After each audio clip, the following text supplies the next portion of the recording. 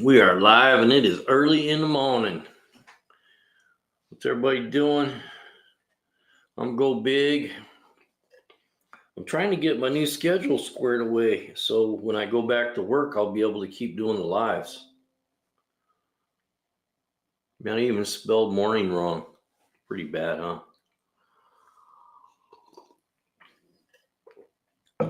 You can tell when you're tired when you can't spell right. We'll see how many people we get into the live this morning. We got new software to play with. That's why I'm a few minutes late this morning. I started messing around with the software. I forgot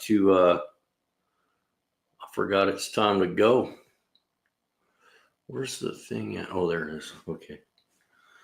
Anyway, thought we'd try out the live early this morning. We get a lot of traction from late night lives.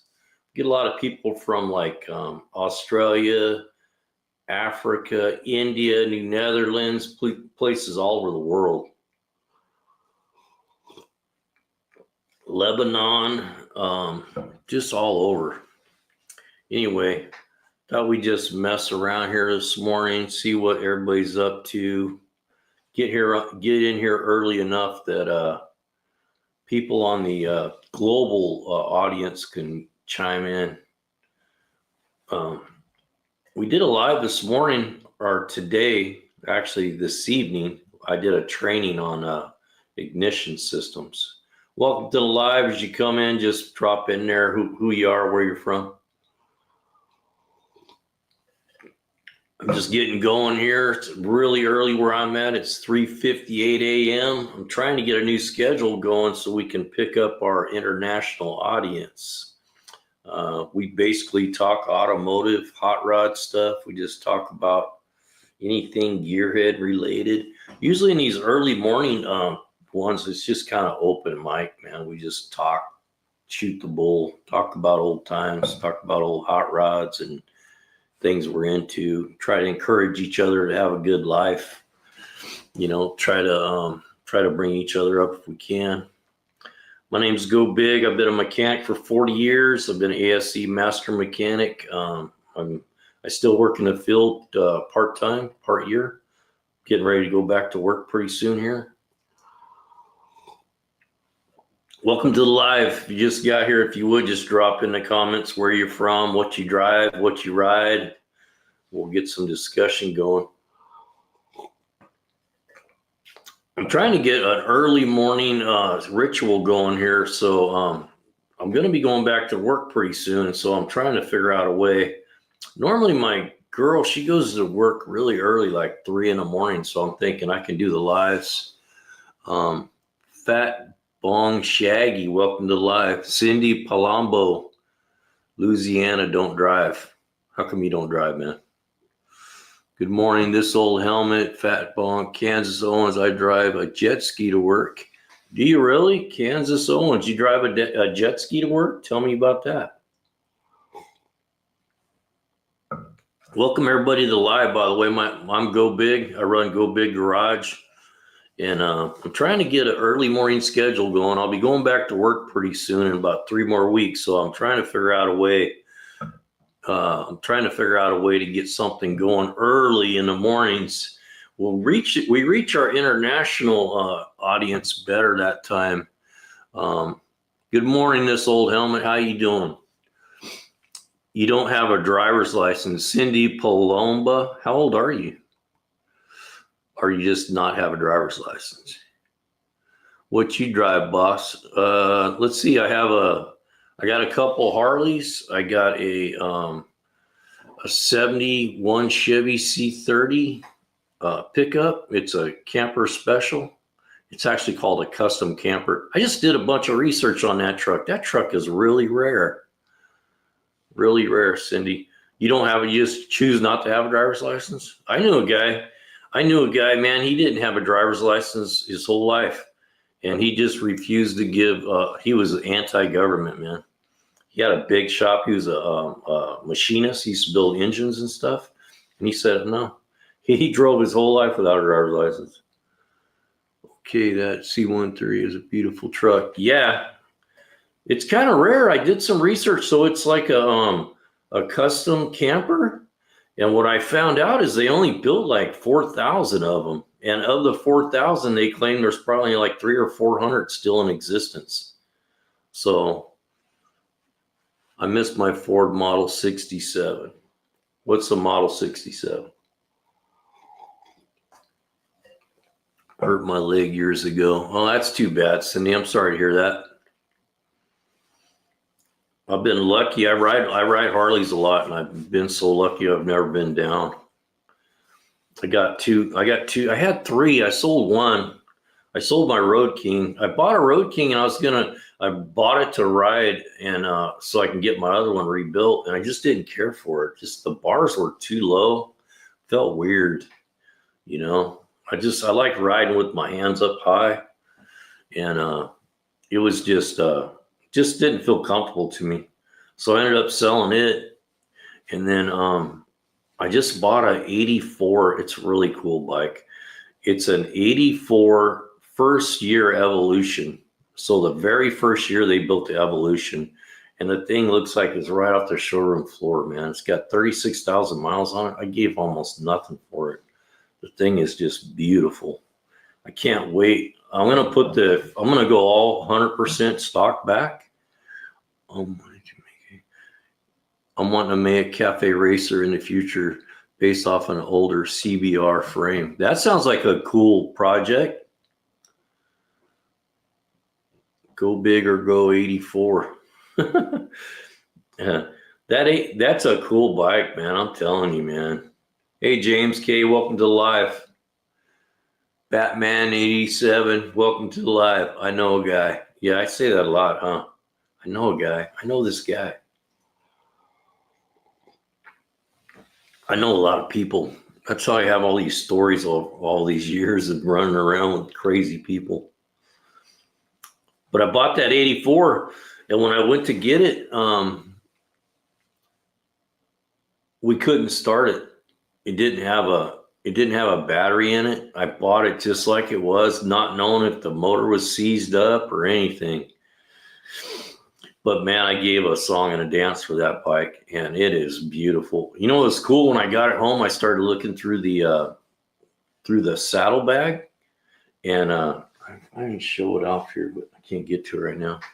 But anyway, it had all the original Harley Davidson wrench kit in it, the original tool kit. And on the screwdriver, it actually says Harley Davidson right embossed into the screwdriver. Pretty cool. Hey, Batman versus Superman, welcome. Yeah, I've been doing like these like last night I did a teaching one because I've been doing mechanics for 40 years, so I can teach. So I did we did ignition system last night at 7 p.m. our time, so it would have been 7 in the morning your time. And so I've been doing that. So we're going to do Mondays, Tuesdays, Fridays, and then I'm going to try to do these early morning ones for people that are more international. Yeah, I don't do politics here, man. That's one thing. There's only a few things I won't talk about. I don't do politics. I don't do religion. And I don't talk about your sexual preference. It keeps everybody smiling and happy. I find that when I talk about those other things, everybody gets upset and people they have their own views about things. So it just keeps it. Yeah, here we go, man. I believe there's a creator, but I'm not going to sit here and talk about it for an hour. Yeah, I do believe there's a creator. Yourself? I don't know what you mean by that. Just so you know, man, if you drop down 50 comments about I'm not Jewish. I know people say that a lot because I wear this hat. So if I turn it around like that, you can tell it's a hat. But I think when I go like this, people think I'm Jewish because of the hat, I think. Anyway, a paint cars now. When I was younger, I was a mechanic. You paint now? I've been wanting to do that. That's one thing I've never done. I've been an AS certified master mechanic for years. So I have a lot of technical knowledge and abilities, but I always wanted to learn how to paint. I thought about, and I've talked to a couple of people too. Okay. I just get rid of people here that become annoying. It's just real easy. It's not hard at all. I got good software for that now. Anyway, you know, I've been thinking about painting myself. It's something I've always had interest in. I've never done it. And I know it's not simple because I've seen guys that can really paint. But I thought about getting me a gun, you know, and just start trying to paint once in a while. Yeah, you're right, man. Fat, bonk, shaggy.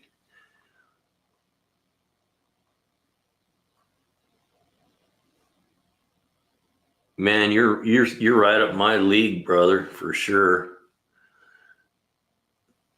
Yeah, that's how I feel about the lives too. When people start that, I just get rid of them.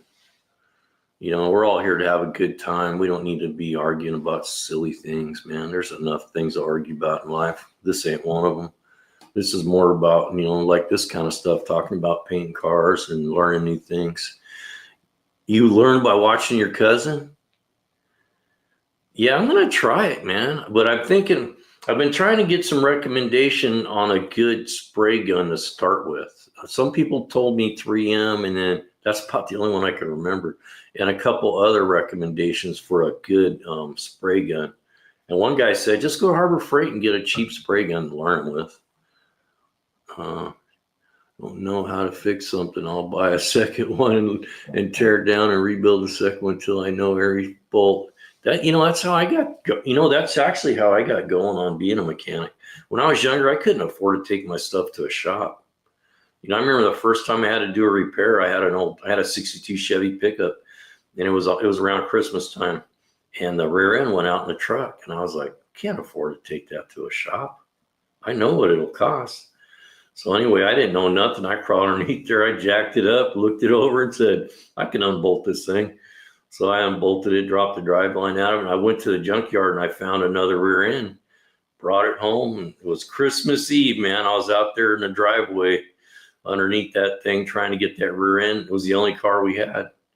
And, you know, I got it all together, and the backing plates were different. So when I went to slide the drums on, they would hit. So I had to take the backing plates off the other differential and put those on, but I got it all going. But I didn't know nothing about mechanics at that time. Honestly, the guy telling you are ready to get cheap and practice till it looks like you don't use cheap. Yeah, that's kind of what. And do you know anything about like a cheap paint to use? Because some of the paints are crazy expensive, you know. I was thinking I need to get some kind of medium that I could spray without spending thousands of dollars on paint. I lost a job a few weeks ago because way to work, my rear axle started spinning in the frame, took it home, tore that rear swing arm apart, wore through my cheap Chinese frame. Really? Yeah.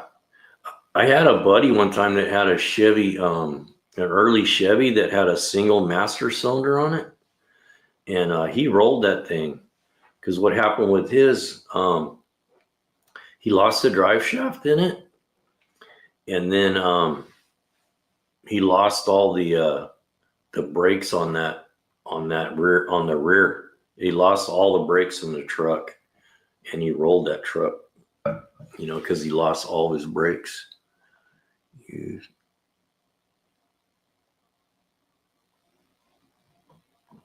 Tamiya modeling paint? What is that? I'm gonna write that down, dude. Anytime somebody gives me a good point, man, I try to write it down. That way I can go do some research on it. I appreciate you telling me that. Yeah, somebody told me 3M, and then another guy told me, no, don't do 3M. So you get a lot of opinions on hang on a sec. Here it is. So when you get old, man, you can't find stuff. Tamiya I'm going to look at that. Because a lot of times I pick up stuff, you know, that I can fix. And the mechanical part of it's not a problem because I know all that. But a lot of times I bypass cars that need paint. But a lot of times, you know, I could pick them up and I don't do it because, you know, paint is one of the things that if you have terrible paint on something, you'll have a hard time selling it. People just don't like to buy cars. Oh, I see what you're saying. For hobbyists, for like small scale models. So you're talking like really small, like something like this on a bench kind of thing. They make small spray paint bottles that are not big, but they are high quality paint and won't destroy the paint nozzle. Oh, that's a good idea. So kind of like a tester paint, kind of like going to Home Depot and getting a little tester, you know. I'll check that out though, for sure. Because I want to learn how to do it. And I've always wanted to do it, but I've always been busy doing other stuff. And I'm like, man, I've just never painted. I think I could do it. I have a hard time matching color though, but I think if I spray it all at once, I'll be okay. I don't have a good eye for color on my cars. Can't really give you the good advice on paint. It's crazy high. Yeah, that's what I was told. I was talking to another guy and he said custom paint now, depending on what kind of paint you're putting on, he said you can spend like $7,000-8,000 on the paint. Early single color on a car from rust orange and red to neons. Really, I'll go check that out. Thanks for giving me that information. That's what I like about doing the lives. People learn from each other, man. You know, and it's nice to be able to learn from other people, you know. Where are you guys from, by the way? Where are you from, Fat Bong Shaggy? Because I get people from all over the world now when I do these real early ones. I get a lot of people from India and Australia, all over the world, man.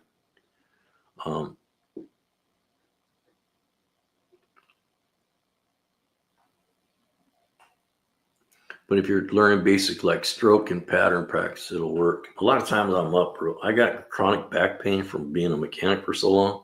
So like tonight, you know, I couldn't even sleep. So I said, yeah, you know what? I'd rather be up doing a live. You live in North Carolina, so you're up early, huh? Well, let's see. So it's like 7 o'clock your time, huh? So I get the East Coast crew this time of the morning too. People that are up early.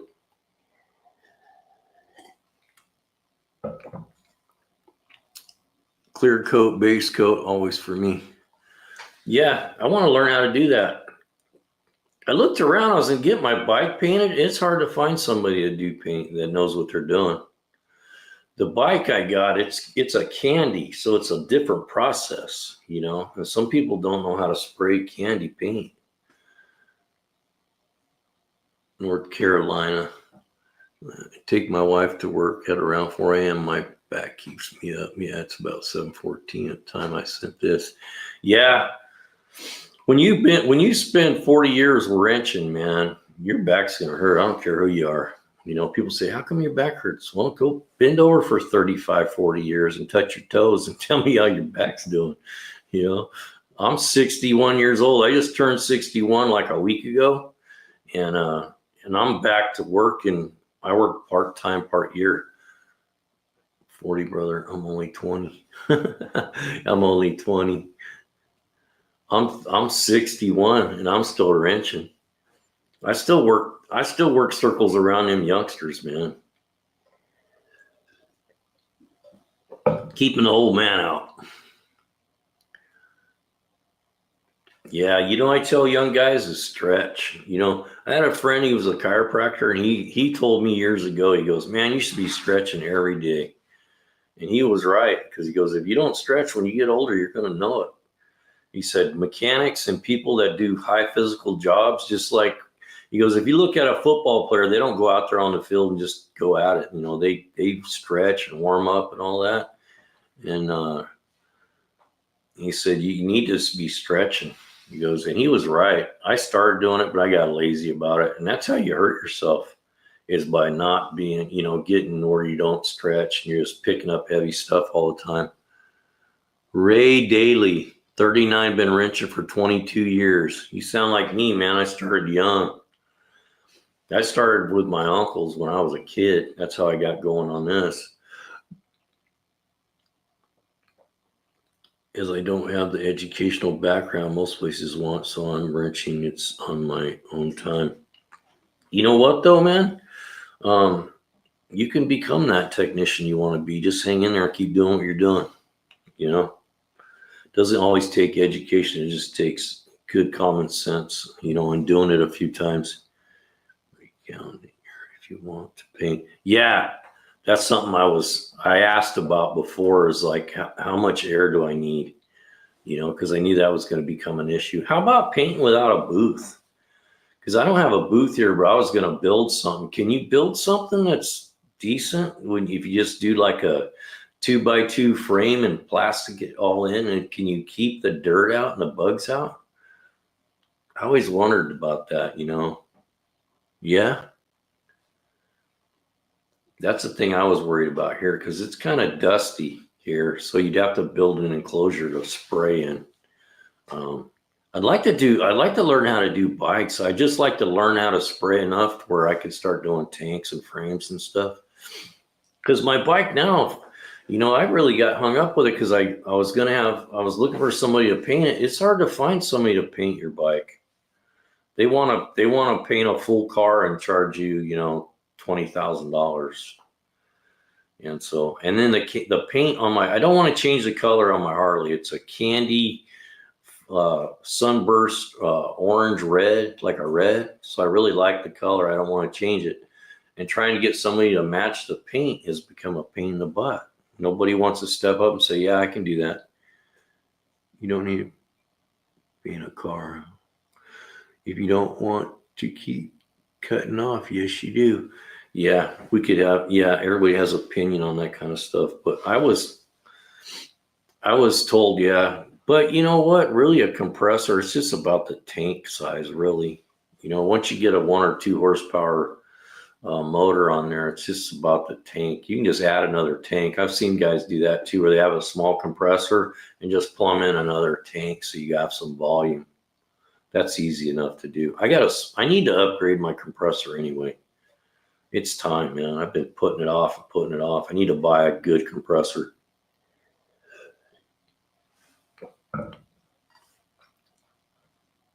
Really, that's what I was thinking. I was thinking about just doing a 2x2 little enclosure, and double staple some plastic on it, hang a light in there and just close the door and go for it. It's something new I want to try. I always like learning new stuff, man. I like doing new things I've never done before. And I've worked on everything I worked in a government agency for like 25 years, and I was a fleet mechanic. And I went from the bottom all the way to the top. So I became the manager before I retired. And about 5 years ago, I retired from there.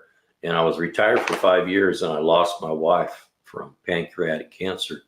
And so I had to go back to work. So I went back to work for the same place that I've worked at for 25 years, but I'm not the boss anymore.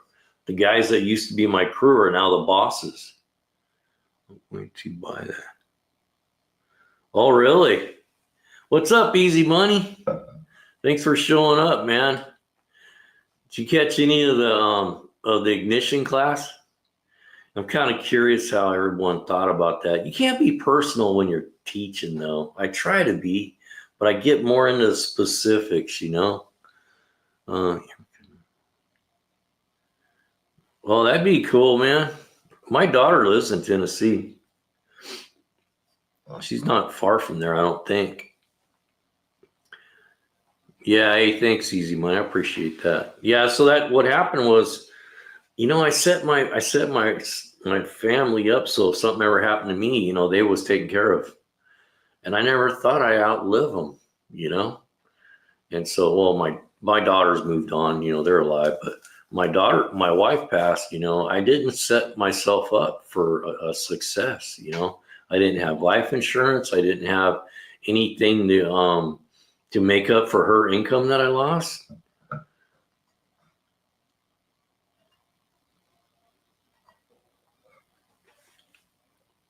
So, if you're young and have a family, man, do yourself a favor and get life insurance, because if something ever happened, man, it puts you in a bad spot.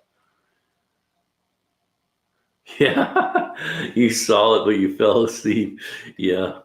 So I'm going to just do Tuesday nights. So when people don't want to do the teaching thing, they know don't come on Tuesday nights.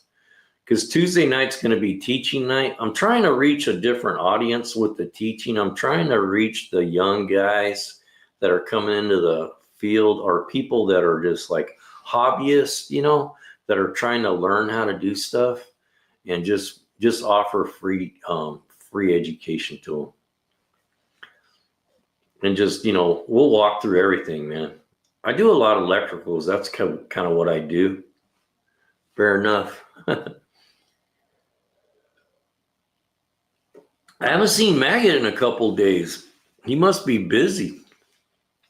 Either that or he's right here and he's not talking to any of us. He's trying to get his coffee down him or something. I've been busy. I've been trying to get all my stuff done because I'm going to be going back to work pretty soon. My bike is only electric. Fat bong Shaggy, you have electric bike? John Doe, why you say that? I hate myself so much. Why you say that, man? Don't say that. No matter how bad life gets, man, let me tell you, from a guy that's been to the bottom, you can always find your way back. It's a 3 kW moped. I was just looking. I was just sent a link for so I'm part of Amazon's affiliates, and I was at the mall here recently, and I was looking at this little motocross bike, and looks like a little dirt bike, and it's electric. Man, I was thinking that thing is cool. I wouldn't mind ripping around on that thing. I tell you the thing about electric propulsion, man, there's no waiting for the power band. It's there when you right away. Hey, easy money. Yeah, I did. I got it started. I got it running. About blew the motor up in the process, but I had the cable all out of adjustment. I thought I had it up against the idle stop, and I had it up against the wide open throttle limiter. So when I fired it, man, it was at full throttle. You never seen an old man run so fast up to the front of a boat, turn it off. I thought I was gonna launch the motor, man. I didn't know that those old bolts are pretty tough.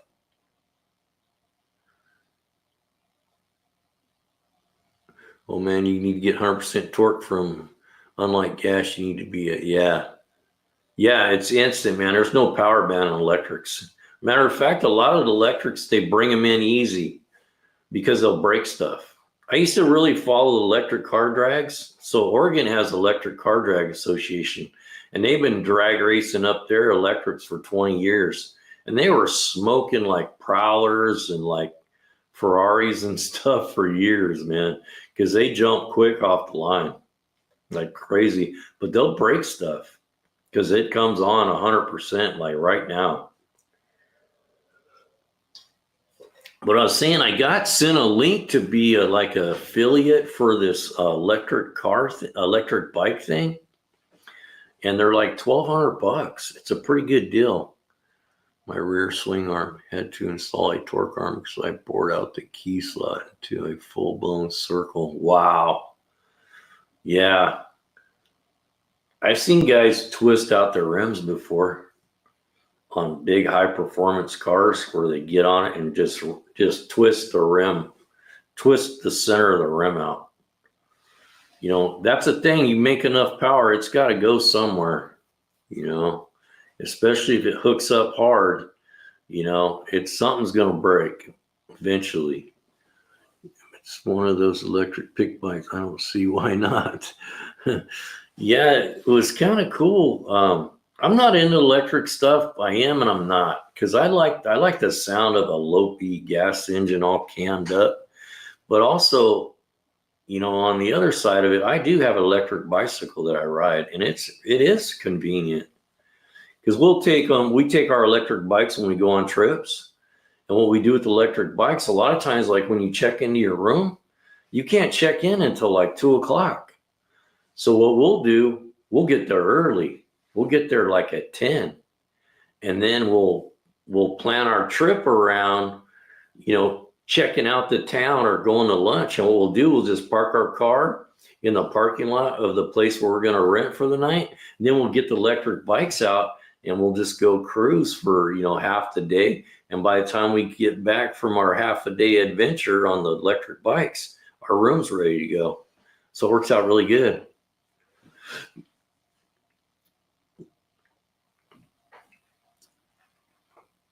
I've seen people put 25 kilowatt motors into their little bicycles in size D dirt bikes, and I don't understand how they aren't twisting that frame. Yeah, man, the electrics. I built me an electric bike before you could buy electrics.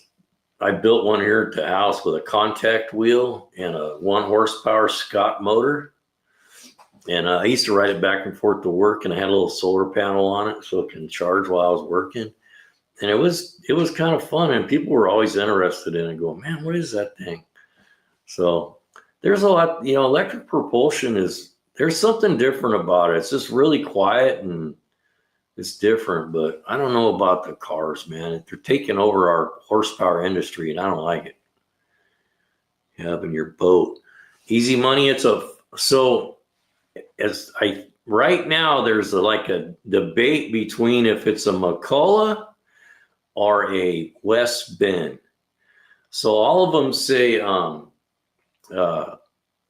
on them, but Elgin was the name that Sears used on their motors, but the motors were actually built by 3 different manufacturers over the years. So West Bend was one, and one McCullough, and then like Atwater or something like that. But the thing is, I did the research on it. It's a 40 horse. So it's a 40 horse twin. And as far as I can tell, it's the last year of the West Bend. So it's a 40 horse, 2-cylinder, 1 coil per cylinder, point ignition, basic ignition system. But I'm trying to get some. So I joined one of these like vintage boat, like Facebook pages, so I could post pictures. And most people seem to think that it's a last generation West Bend. I think it's West Bend. I have to look it up. I'm trying to remember it all. But anyway, it's kind of a neat little motor. Somebody was into it, and you could tell where they have taken stuff off, and so the wires were disconnected. They did really crappy connections, and then there's electric choke on there I got to figure out.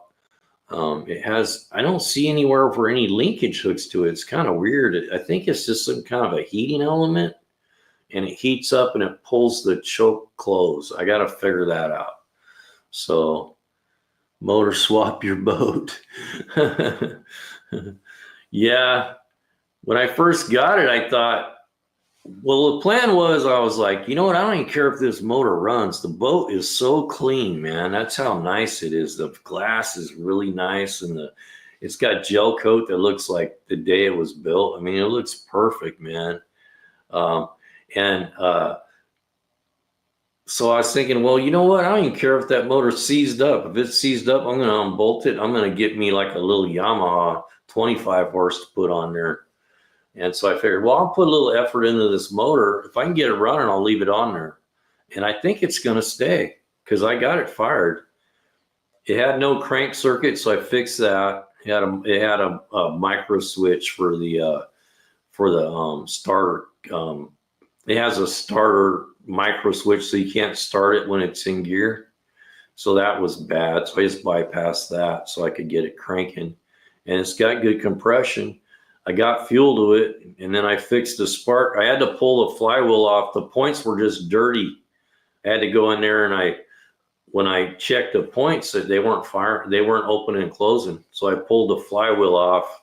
And you could see, well, somebody tried to pull the flywheel off, and they broke a little piece off. You gotta have a good puller when you do those. You'll damage them. So anyway, I think they stopped right there. They couldn't get it running. They said, "Ah, heck with it." And the only thing that was wrong with the motor was the points were just dirty. I just cleaned them up and it fired. So anyway, yeah, the little boat is in good shape, man. A 540.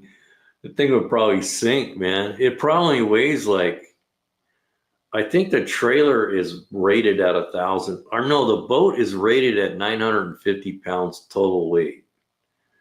And it's 13 feet long and it's like 4.5 feet wide. It's a small little boat. I was surprised it had a 40 on it. Out of focus. Is the camera out of focus? Is my camera out of focus, you guys?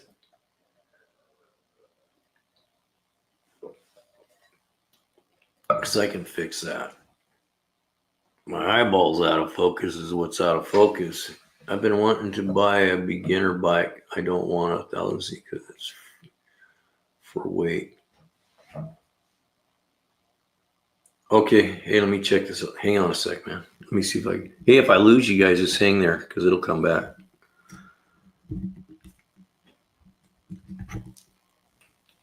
My eye's all screwed up, man. I have a hard time figuring out where.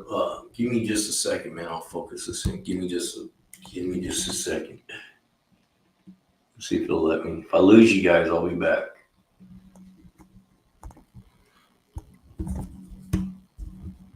It's kind of weird how you have to focus this camera. Maybe you guys are better off with me out of focus. You might think maybe you should have left it the way it was.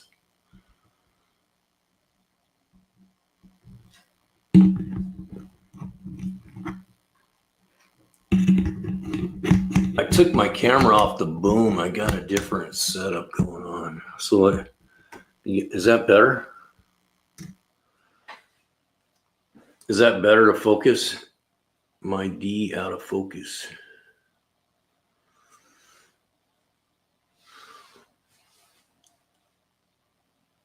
Is the focus better? Let me know. My eyeball. Take the vintage boat, right? Compound, durable, Cummings. All right. Hey, thanks for that. I got to get my eye looked at tomorrow. My left eye, it's just like blurry, man. I can't see hardly nothing out of it. I tore my retina in this eye a year ago, so I got to go in. They're gonna do a little cleaning up. I got a cataract in that eye from the surgery.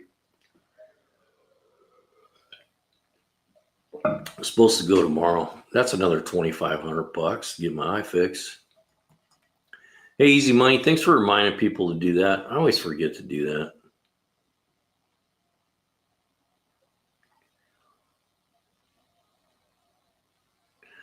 Yeah.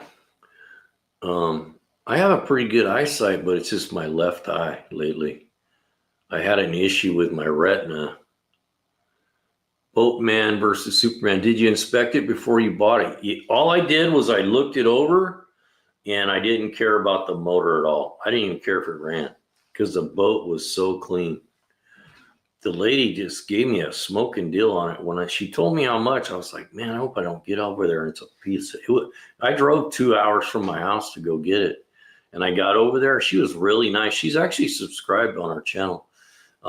She was super nice and a total gearhead, man. I never met a woman like that that was such a gearhead. I mean, she was into everything, man. She was talking about getting her camshaft put in her truck, and she's a truck driver, and she was a real gearhead. But she was super cool. Gave us a smoking deal, and so we did inspect it. But I inspected the boat.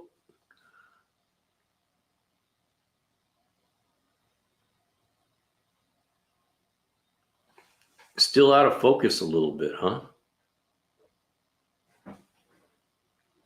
How about if I go like that?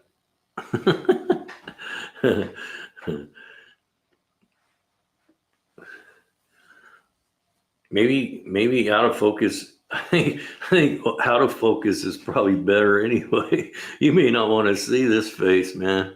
I had a way to show you the garage I grew up in. You'd love the 20s to 30 era cars piled in there. Oh, I bet, man. You don't see that stuff anymore. It's getting to where it's like, just people aren't collecting cars like they used to. You know, the hot rod generation is like fading away.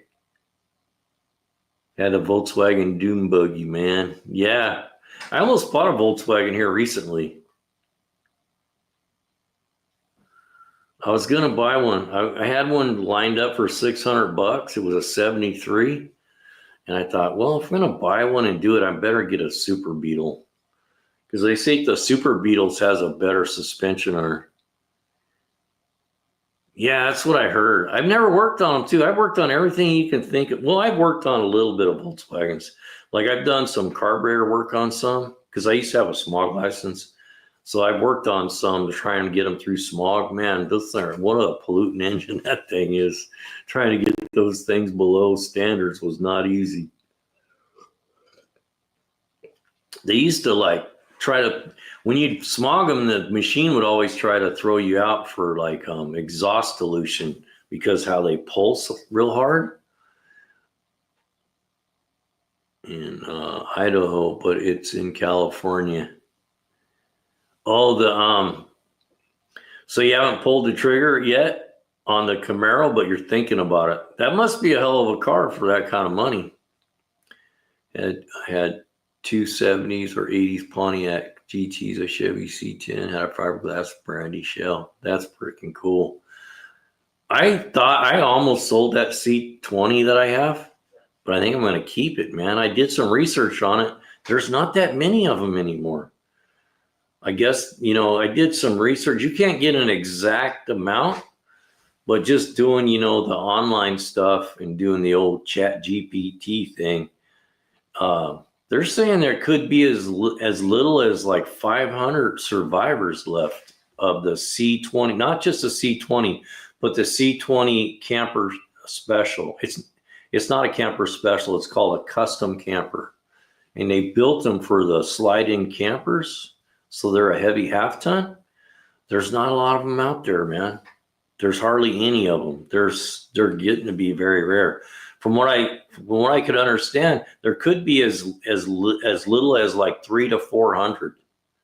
So if you figure that out over 50 states, you're talking about 10 per state. Yeah, that's what I was thinking too. I was watching that Barrett show the other night where they're selling stuff, on the auction in Scottsdale. Man, I was blown away with some of the prices they got for some of those cars. And that truck, if it was done, if you put 20,000 in that truck, maybe 30, I think you get 80 grand for it. I really do. It's fully only going to get a few years. You'll be sitting on about 40 to 50 grand. I think so. A few years back, I had it sold for 9, and I bailed. I had it all set up. The guy was going to give me 9,000. I said, no, man, I'm not going to sell it. I changed my mind. And now you look around, that truck's worth 14. I mean, a beater. And that's not the the custom camper. It's just a basic C20. You can get, 10 to 12,000 for it.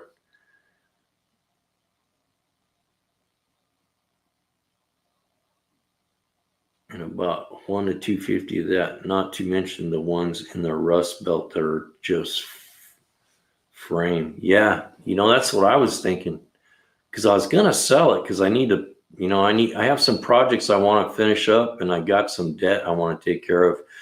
But I think I'm gonna maybe sell that diesel. I just bought a 1992 F250 with a 7.3 in it. Got a smoking deal on it, and it just needed glow plugs and a starter, and it's straight and clean. And those trucks now are getting 15 grand for those. Yeah, it's a driver, man. I've been driving it forever. I got it parked, and I only use it to haul garbage with because I have 3 trucks now.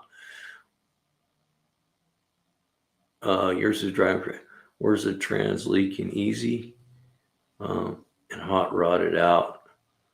Yeah, that's what I thought. Well, what I thought about doing is just leave the small block in it and just pump it up. Put a camshaft in it and update the intake or the update the ignition and put a cam in it and maybe put some March pulleys on the front, or it could go with a one belt.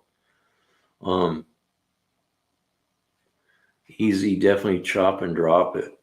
I'm almost afraid to cut on that truck. It's just so clean and so factory, man. It looks, nothing's been done to it. It's 100% stock. It still has the point ignition in it. And it still has the push button cigarette lighter. The only thing that's been changed on that truck from factory is somebody put a Grant wheel on it.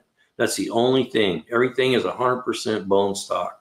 And it's not beat up. It's in good shape. You do not want or need sell them. Use that profit to add.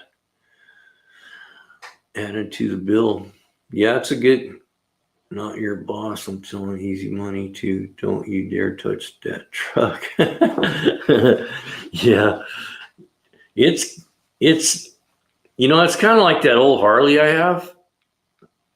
There's things I'd like to do to it, but when I look at it, it's so bone stock. I'd hate to do anything to it. It's because it looks factory.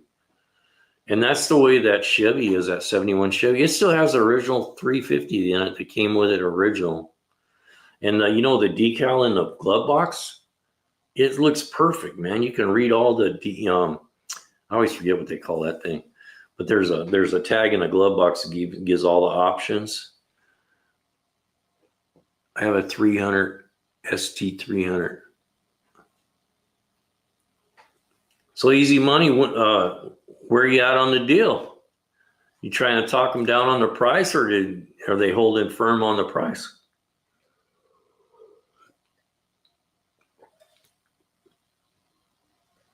So running and driving, it's a keeper. How often are you going to find something that rare, that stock, and from that time period still out and driving around? It's super clean, man. It doesn't, you know how you usually see the rust in the floorboards on the Chevys? It don't have that. There's no rust. You know how usually at the very bottom they're kind of eaten up?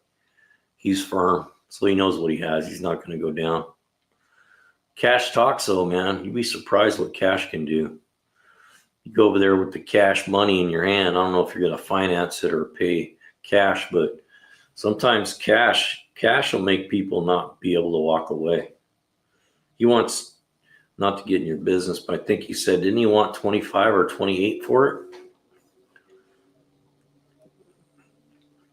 Try to take 3 or 5,000 away and go over there with the cash. 25. Yeah, go there with 22 cash. Say, here you go, man. If not, I'm going to keep looking and act like you're going to walk away. And then when he doesn't go, oh, I changed my mind, then turn around and say, okay, you got me. You guys are making me want to buy a project, but that's way out of the budget currently. Hey, you don't have to spend a lot of money to have a budget to have a project. You can have a cheap little project like that little mini bike. I got a little mini bike project. I've been trying to get to it. Keep telling everybody all the time, I'm going to tear into that motor. I've been trying to do that for 2 weeks, man. And I still haven't done it. I got a little 212 Predator motor that I took in on a trade on that Road King that I sold. And I don't want to give it to a kid. It's too much motor. So I'm going to put a small little, like 3 horse or 5 horse on the mini bike. And I'm going to take that 212. And I got a guy traded, I'm going to trade some exhaust for a go-kart frame. Paycheck to paycheck, my current price, keeping my chain electric move. Live for another 4,000 miles. Yeah, I get it, man. I'm in the same situation, kind of. That's why I'm on here a lot. And I enjoy it, too. I'm trying to make the YouTube thing work out. I don't know if you guys are aware with YouTube, but, man, it's a long game. It takes a lot. It takes a lot of effort and a lot of time to get a channel to really do well. I had a 55 Bel Air that I restored. It was sweet. I replaced chrome bumpers with fiberglass with AC. That's freaking cool. You know what?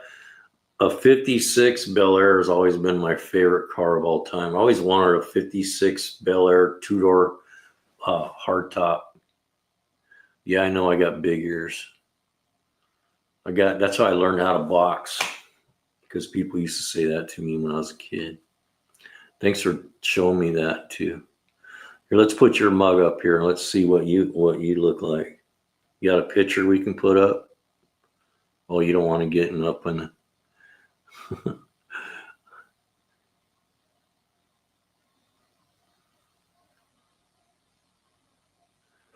Dude, the only thing I like, touch up on paint, small area, and I lower it too. Hey, GB, good morning. GB, talking to GB right here. Go big, baby. Hey, GB, good morning to you. Welcome to the live. We're sitting here shooting the bull about.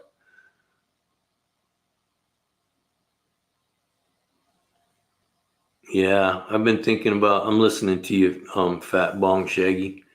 Side hustle, seeing what sticks once I get a steady career going to invest into my long goal. Yeah, you just got to stay grinding sometimes, you know. It takes a little while. You know, sometimes life can bring you some crap, man. You just got to keep digging in. You'll get by it. I feel I was in a hole, man, here recently. I'm still in a hole from when my wife passed, man. I'm still trying to recover from all that, you know, but I just stay after it, man. You know, I'm working 3 days a week. I'll start going back to work in about 2 more weeks. I'm going back to work, and I build police cars for a living. That's what I do. I take Tahoes, brand new Tahoes, and I get up there and drill holes through the roof and wherever I need to, and I set them up for police cars and Fords too. I know the issue is I'm young. Hang on, man. I gotta do something with these glasses. The issue is I'm young and impatient. I've got dug myself out of a hole due to the shit my wife threw at me about a year ago. Yeah, man, just keep going, man. Keep digging. You just never know what the next day is going to bring you to where, you know, life will change. Like you just never know what 1 year is going to bring you. You know, when I started out in the industry, I was making like hardly nothing, man. I went to work for a guy on salary, and I was making like $1,400 a month salary, and I'm putting in a lot of hours. But by the time I was done, you know, I was making $80,000 a year. So, you know, you can make good money, Rich, and it just, you got to pay your dues, you know. The pay is really good right now, man. Hey, Buds Builds, what's happening? What are you building, Buds Builds?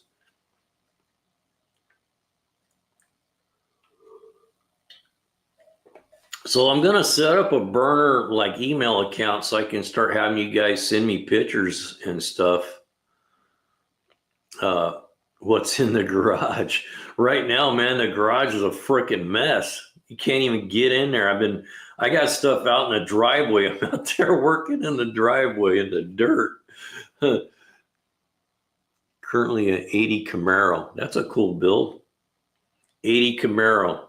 It's got a feedback carburetor on it. Quadrajet? Probably not. Depends on where you're at living. Here, you can't even change a carburetor like on an 80s like that. You can't put a different carburetor on it. You got to stick with what you have. I know about 1980, that's when they came in with that feedback Quadrajet piece of junk. Not no more. There you go. That's what I would have done too. Jerk that thing off of there. I learned that the hard way. I've made anywhere from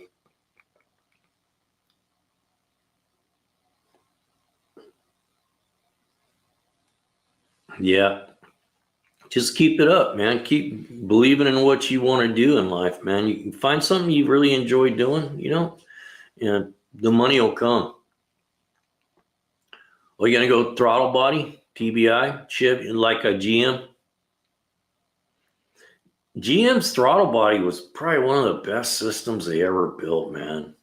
About 1987, 88. That throttle body system, I know they have a lot of aftermarket you can get now, but that GM throttle body, I had an 87 Suburban. Man, that was a good truck. Never had a single problem with it. Yeah, I like carburation. I hate dealing with computers anymore. My bike, both my bikes are carbureted. And my buddies, they always give me a hard time. They're like, when are you going to get rid of that carbureted piece of crap? And I said, when it stops running as good as it does and I can work on it on the side of the road, I don't have to. I said, when was the last time you were able to do anything on your bike that you didn't have to take it to the dealer and pay them $200 an hour to hook up a scanner? I don't have to do that.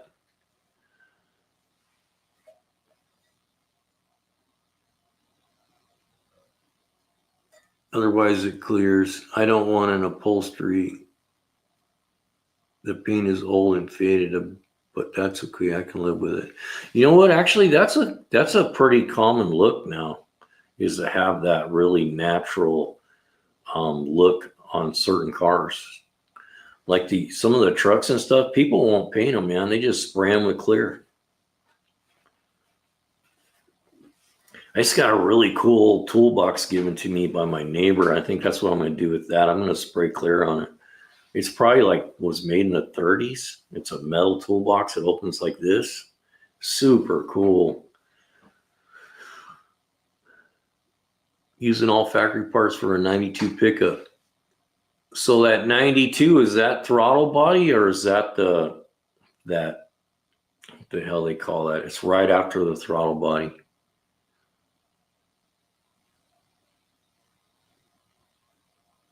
Yeah, I like carburetors myself too. I enjoy having a carburetor on my stuff.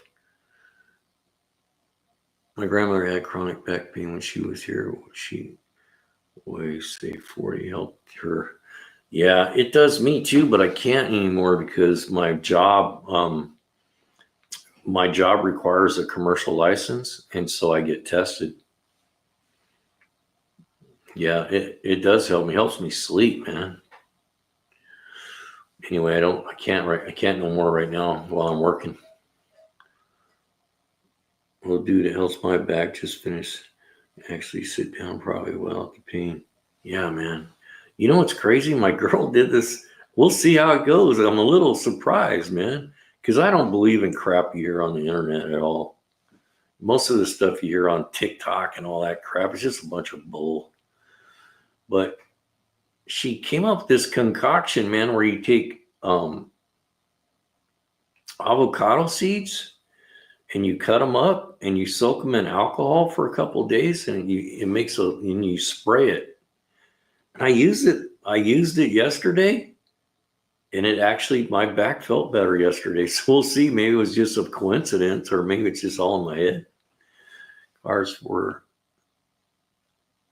Oh, really? People want that injection now, huh?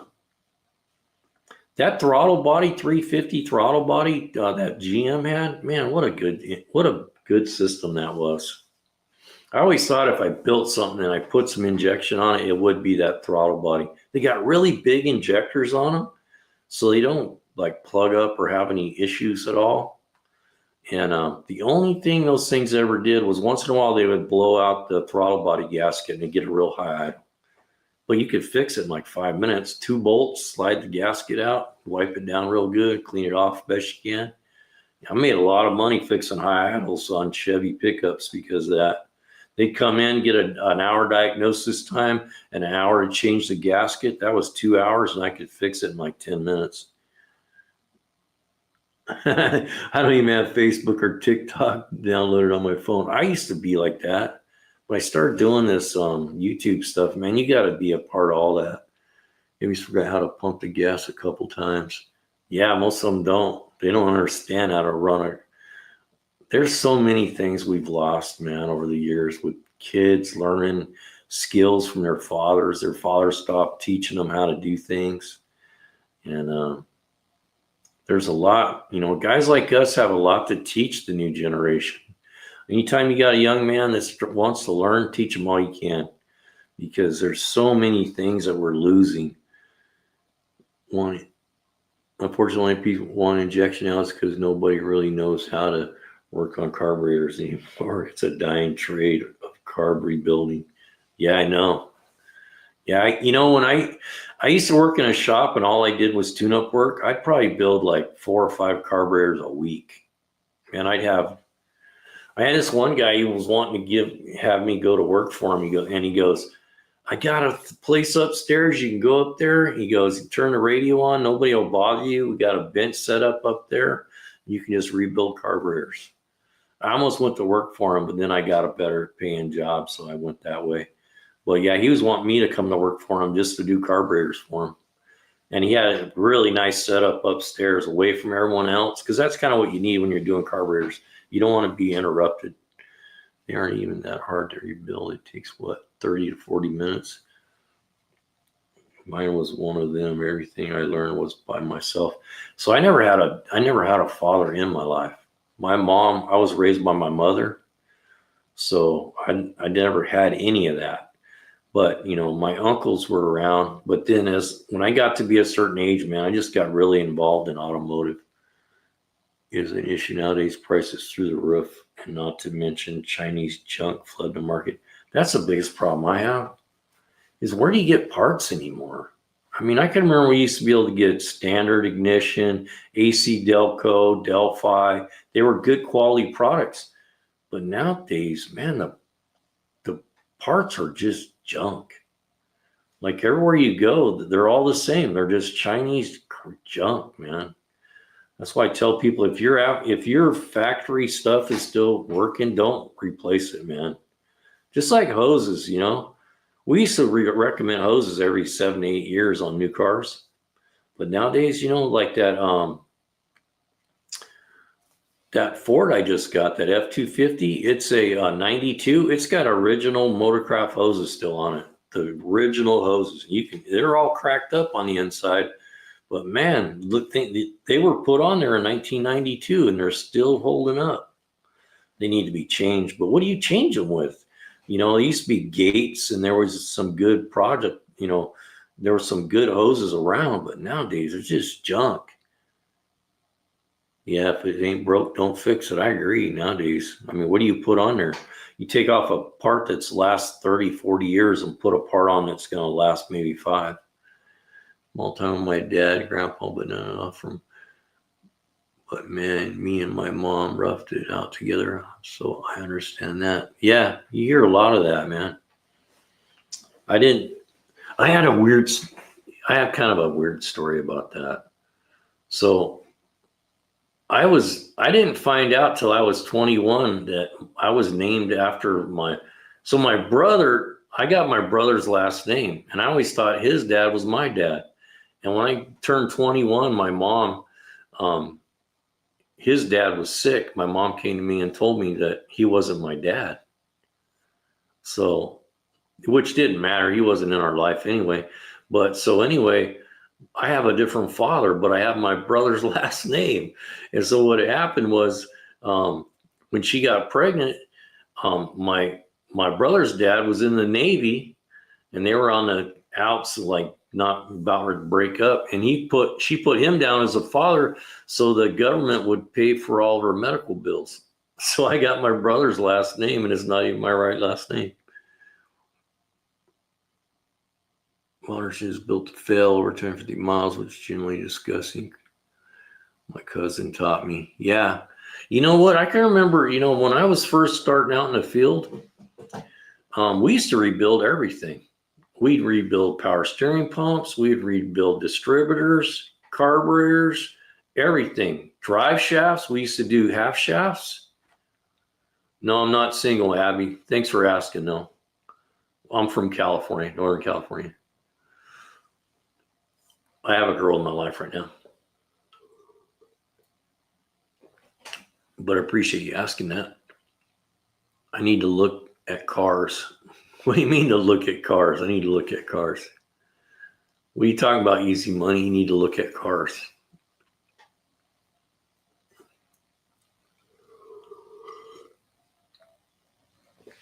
I think I'm going to sell that diesel. And hey, Abby, welcome to the live, by the way. We're just sitting there shooting a bull.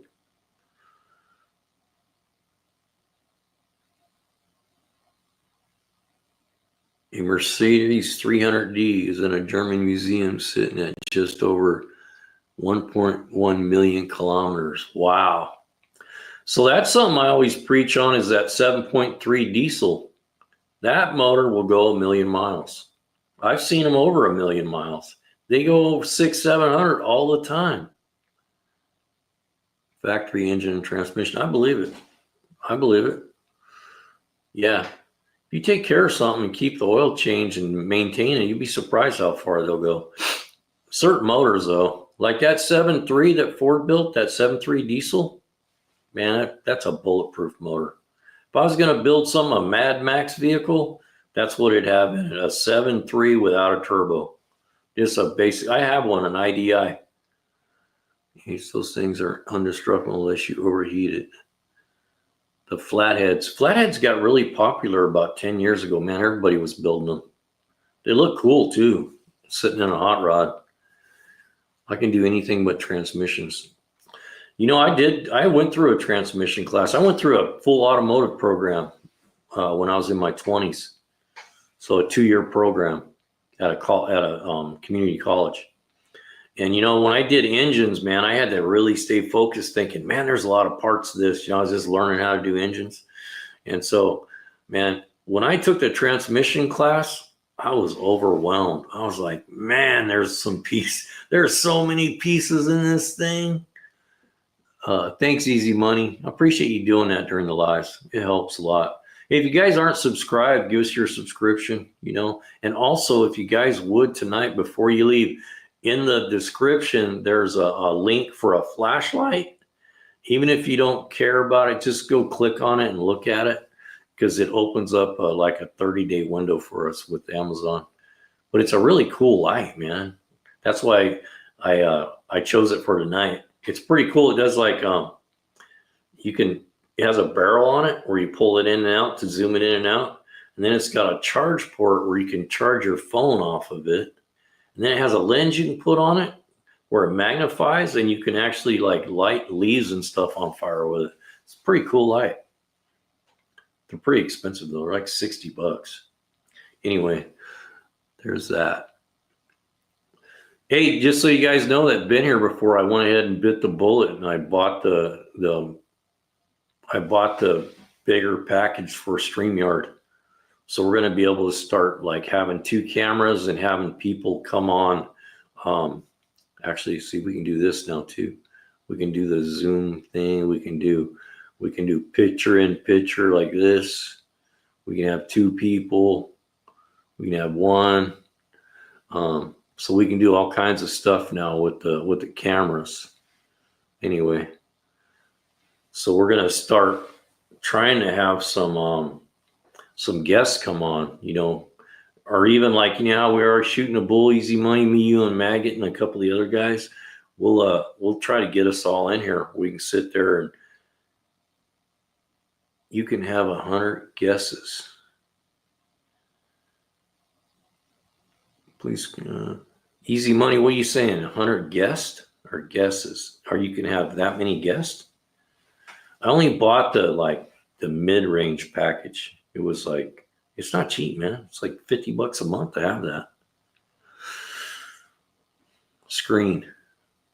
Yeah, I gotta play with it. I don't know how to do all of it yet. I'm working on it.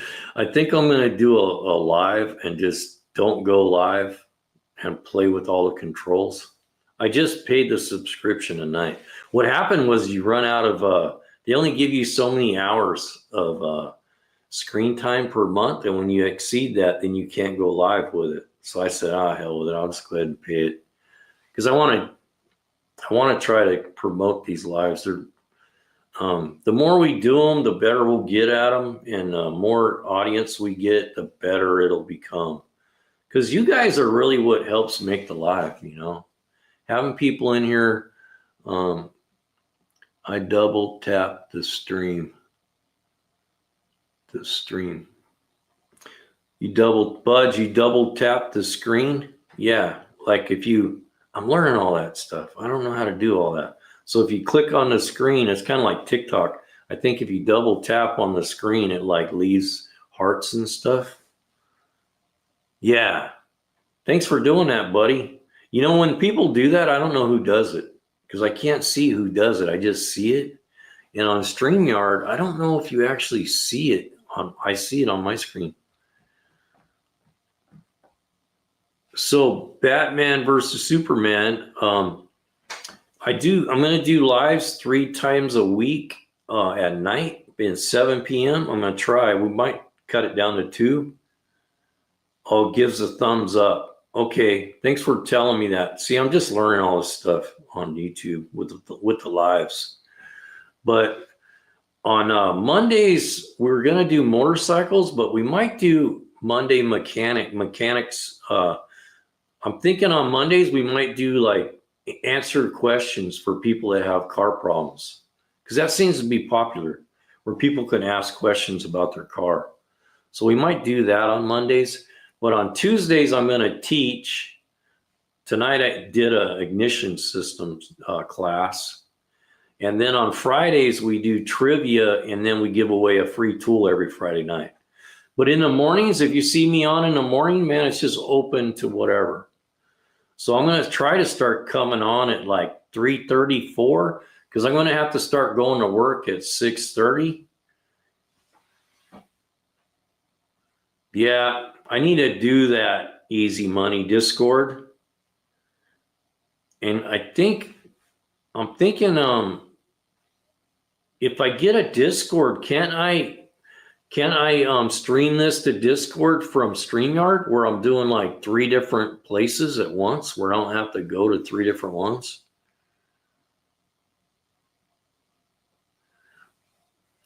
So Batman, to answer your question, Monday, Tuesdays, and Fridays at 7 p.m. And then in the mornings, whenever I can have time to sit down. I'm going to go back to work, and I'll have to be there at 6:30, so I'll get up at 5. But I'm probably going to get up at 3. I'm going to get up at 3, do the lives, and then at 5, I'll have to go and get ready for work. And then I'm going to try to do that schedule, because my girl, yeah, I think I can too. So, and I think you can do Spotify, if I'm not mistaken. So you can like stream it to 3 different places all at once. We'll see how that goes. I hear that Discord's pretty good but I don't know where this is going. Like, it's almost turned into like a podcast. The lives are becoming more like a podcast. Because the early morning ones, everybody just jumps in and we have discussion just about whatever. I try to keep it automotive, so the algorithm, sees the automotive part of it. My time or yours? So my time, where are you at? You're in North Carolina, right? So I go on at 7 p.m. here, so it'd be 10 o'clock your time at night, Monday, Tuesday, Friday. And then in the mornings, I'll be on at 3, so that'll be like 6 o'clock your time, 6 a.m. I'm going to try to do that schedule, because I usually get up early anyway. So if I can just start getting up at 3 in the morning and just try to get to bed earlier. I just don't sleep, man. I just don't sleep. I don't get a lot of sleep. Like tonight, I went to bed at like 10 o'clock, and I was up at midnight. And I laid there until almost 3, and I was like, shit, I might as well get up and do something. Make shorts for tools and tool giveaways and to promote your other platforms. Yeah, I kind of did that a little bit, but I agree. So make little shorts prior to the Friday night on YouTube.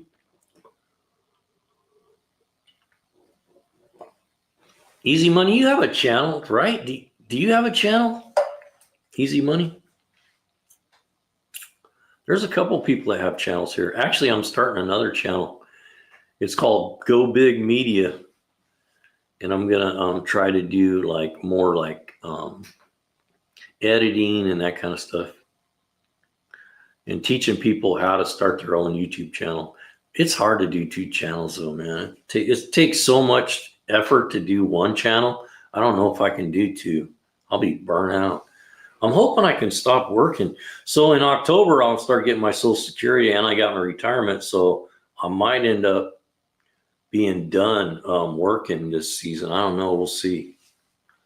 I don't stream. I share other people's stuff. Okay, I see what you're saying. Appreciate that.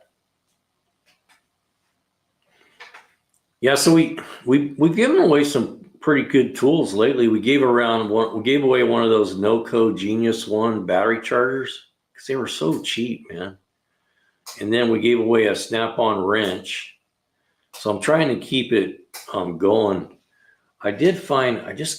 What we've been doing is when we get super thanks and people that like give us little tips and stuff, we put that money into the kitty for doing tools.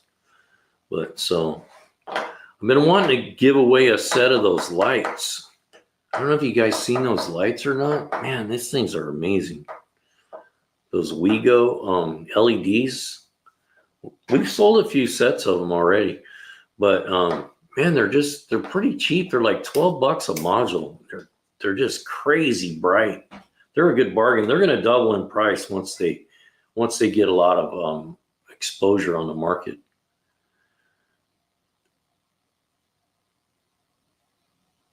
Hey, thanks for your sub, Batman. Appreciate that. Everybody that promotes the channel, man, I just want to tell you guys thanks. I appreciate that. It really helps getting it out there, and just sharing it, and sharing it on your media and all that stuff, man. It helps us. It's a long grind, man, to get this stuff going, just to get a good audience started. And when I first started this, I only had, your worst enemy on these lives is that little thing up there that tells you how many people are in the room. I should put like a Band-Aid across, or a piece of black tape across there where I can't tell how many people are in here. Because when you first start out, there's like nobody, man. You're just talking to yourself, and then you'll pick up 1 or 2 people, and then 5, and then before you know it, you got 20 or 30 people coming into the room. And then in the algorithm, it puts it out there. Like right now, it just says that there's 3 of us in here, but a lot of times there's more than what that thing says too. But when it first goes live, you'll see a lot of people come in, and I see you guys drop out because of the ads that they're putting in there. But honestly, I think this is the best way to grow a channel nowadays is the lives. If you got a little bit of a personality, and you don't mind being on camera, the lives are the way to go, because you get a lot of watch hours. Like this month we had 600 watch hours by doing the lives. And when you're doing videos, it takes a lot to get that many watch hours. And a lot of people struggle to get monetized. It takes 4,000 hours of watch hours to get monetized. But I think with the lives, if you did the lives for like 8 months, you could get monetized. Some people never get monetized. I don't know if you guys know what that means, but anyway, monetize allows you to get money from Google for all the ads that are placed. You don't make a lot, but it trickles in. Yeah, so 7 p.m. on the nighttime, and then if you don't want to listen to me teach you how to do stuff, don't come on Tuesdays. Last night. This is morning again. Last night was our first live that we taught, and I did it on a whiteboard. And I don't like the whiteboard. I like the whiteboard for me, but I think for other people it's kind of old school. But it's easier to like just do it on the fly with the whiteboard, as opposed to doing like diagrams or SketchUp or anything like that. I'm just a viewer. I don't do what you do, although there's a lot of drama I see in my life. That's one of the things too I try to promote here is like, if people are looking for a friend, come hang out. We all have issues, man. We all go through struggles in life. And I'm not preaching to you. I'm not a preacher. I'm just saying, this is a good place to hang out, man. if you having a hard time in life, come hang out or whatever you got going on, because we can all use a friend in life. And that's kind of, what I'll tell you a little story about me is when I lost my wife, man, I went down a hole, man, big time. I didn't think I'd recover. I really didn't. And some friends of mine saved my life, man. They came over here and beat on the door, said, open the door. We know you're in there. We're not going away. We'll kick the door down if we have to. Get up, man. You got to go with us tonight. We're going to dinner and you're going to come hang out with us. And as rough as it is sometimes, you need to be around people to get just to fire your jets off again. And they saved my life. You're one good year away from your life changing. I lost my wife. I was married for 39 years. I met my wife when I was 18 and she passed when she was 60. And so, man, my life came to a screeching halt, man. I didn't even know how to act. I didn't know how to cook. I didn't know how to take care of myself. Everything she'd done, I had to figure out for myself. Somebody called me a mod. What does that mean? If they're talking about in a live like this, a mod is like a moderator. You can make somebody a moderator. So like these people that come in and start making rude comments and stuff, the moderators can kick them out. So I can make somebody like you a moderator. Tonight wasn't too bad. We only had a few. But sometimes you just get people that come in and they just leave all kinds of stupid remarks. And it's just, they're trying to get you riled up. After a while, I get annoyed with them. But a moderator is, you can designate somebody as a moderator, and what that does, that gives them the ability to kick people out of here.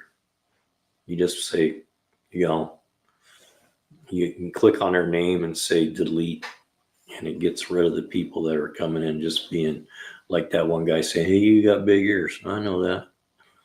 They've been on my head for 61 years. I know they're big.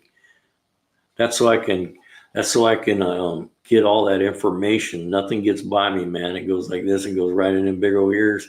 And then my brain got so big, it pushed all the air off my head.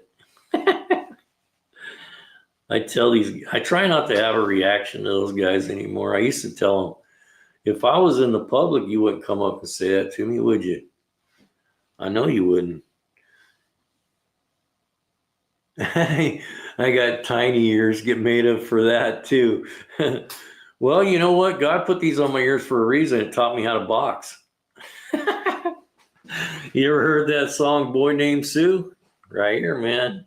Boy with big ears. What you calling big ears, boy? Come here. I may have big ears, but I'm a big boy too. I've been a writing joke for 41 years. Where are you from, Jesse Suave, CS?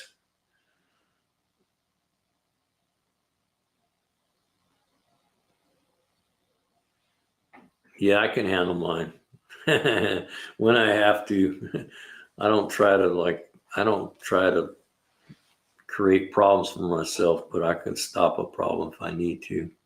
North Carolina. You get a lot of people from the South, North Carolina, and my daughter lives in Tennessee. I did block somebody for saying something bad about Jesus. See, and that's one of the rules I've had here since I started this.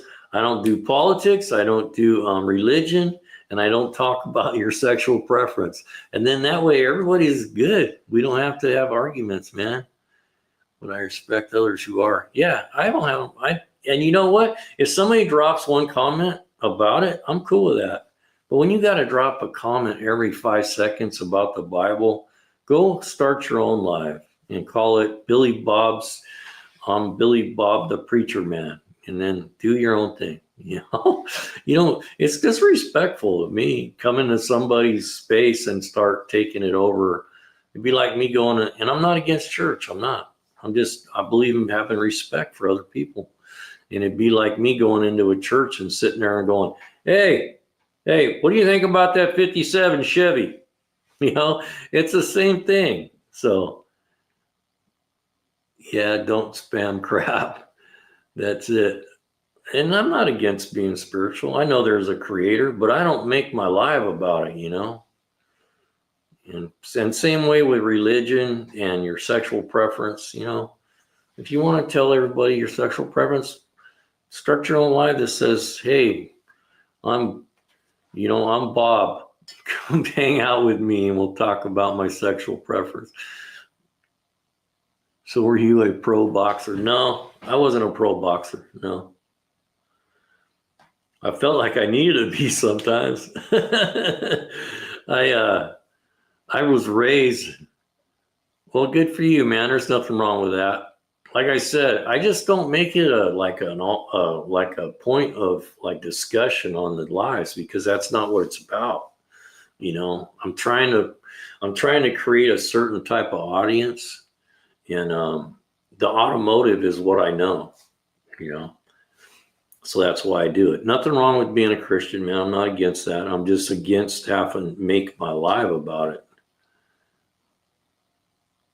So I wasn't a pro boxer, but I was raised in East LA, and I lived in Compton as a kid.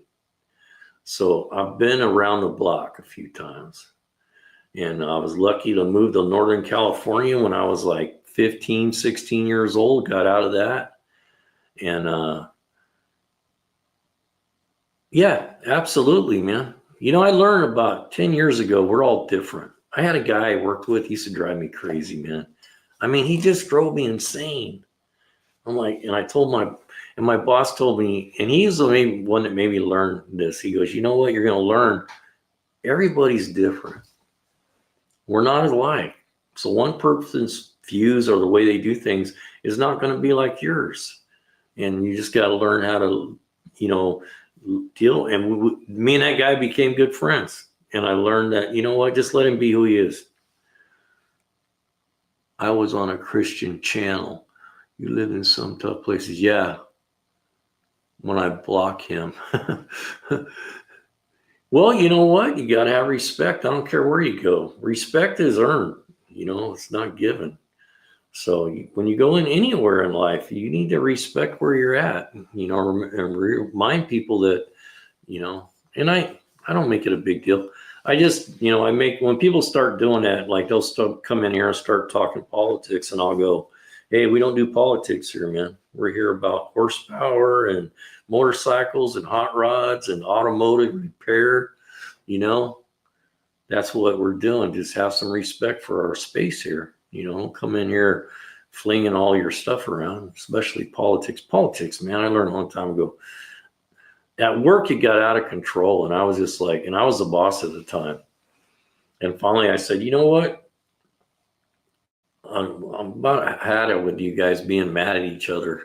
Let's not talk about politics in the morning no more, because it just becomes, people have gotten to where they can't agree to disagree. And I have a problem with that. There's no reason why somebody can't agree to disagree and then move on. But man, lately it's just crazy. Yeah, it's too dividing. I agree. But you know, turns into a fight. I agree, 100%. I've seen families like fall apart over this in the last 5 years, where they stop talking to each other. I'm like, what are you doing? This is your family, man. You don't turn family away like that. How do you feel about a 73 Dodge Charger?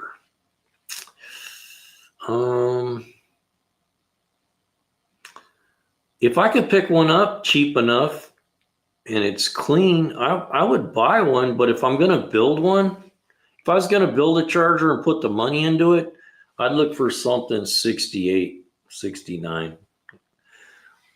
The problem with 73, I got a 73 Comet and I got a smoking deal on it, but it's just not collectible. You know, people don't gravitate towards mid 70 cars. They're getting more about it.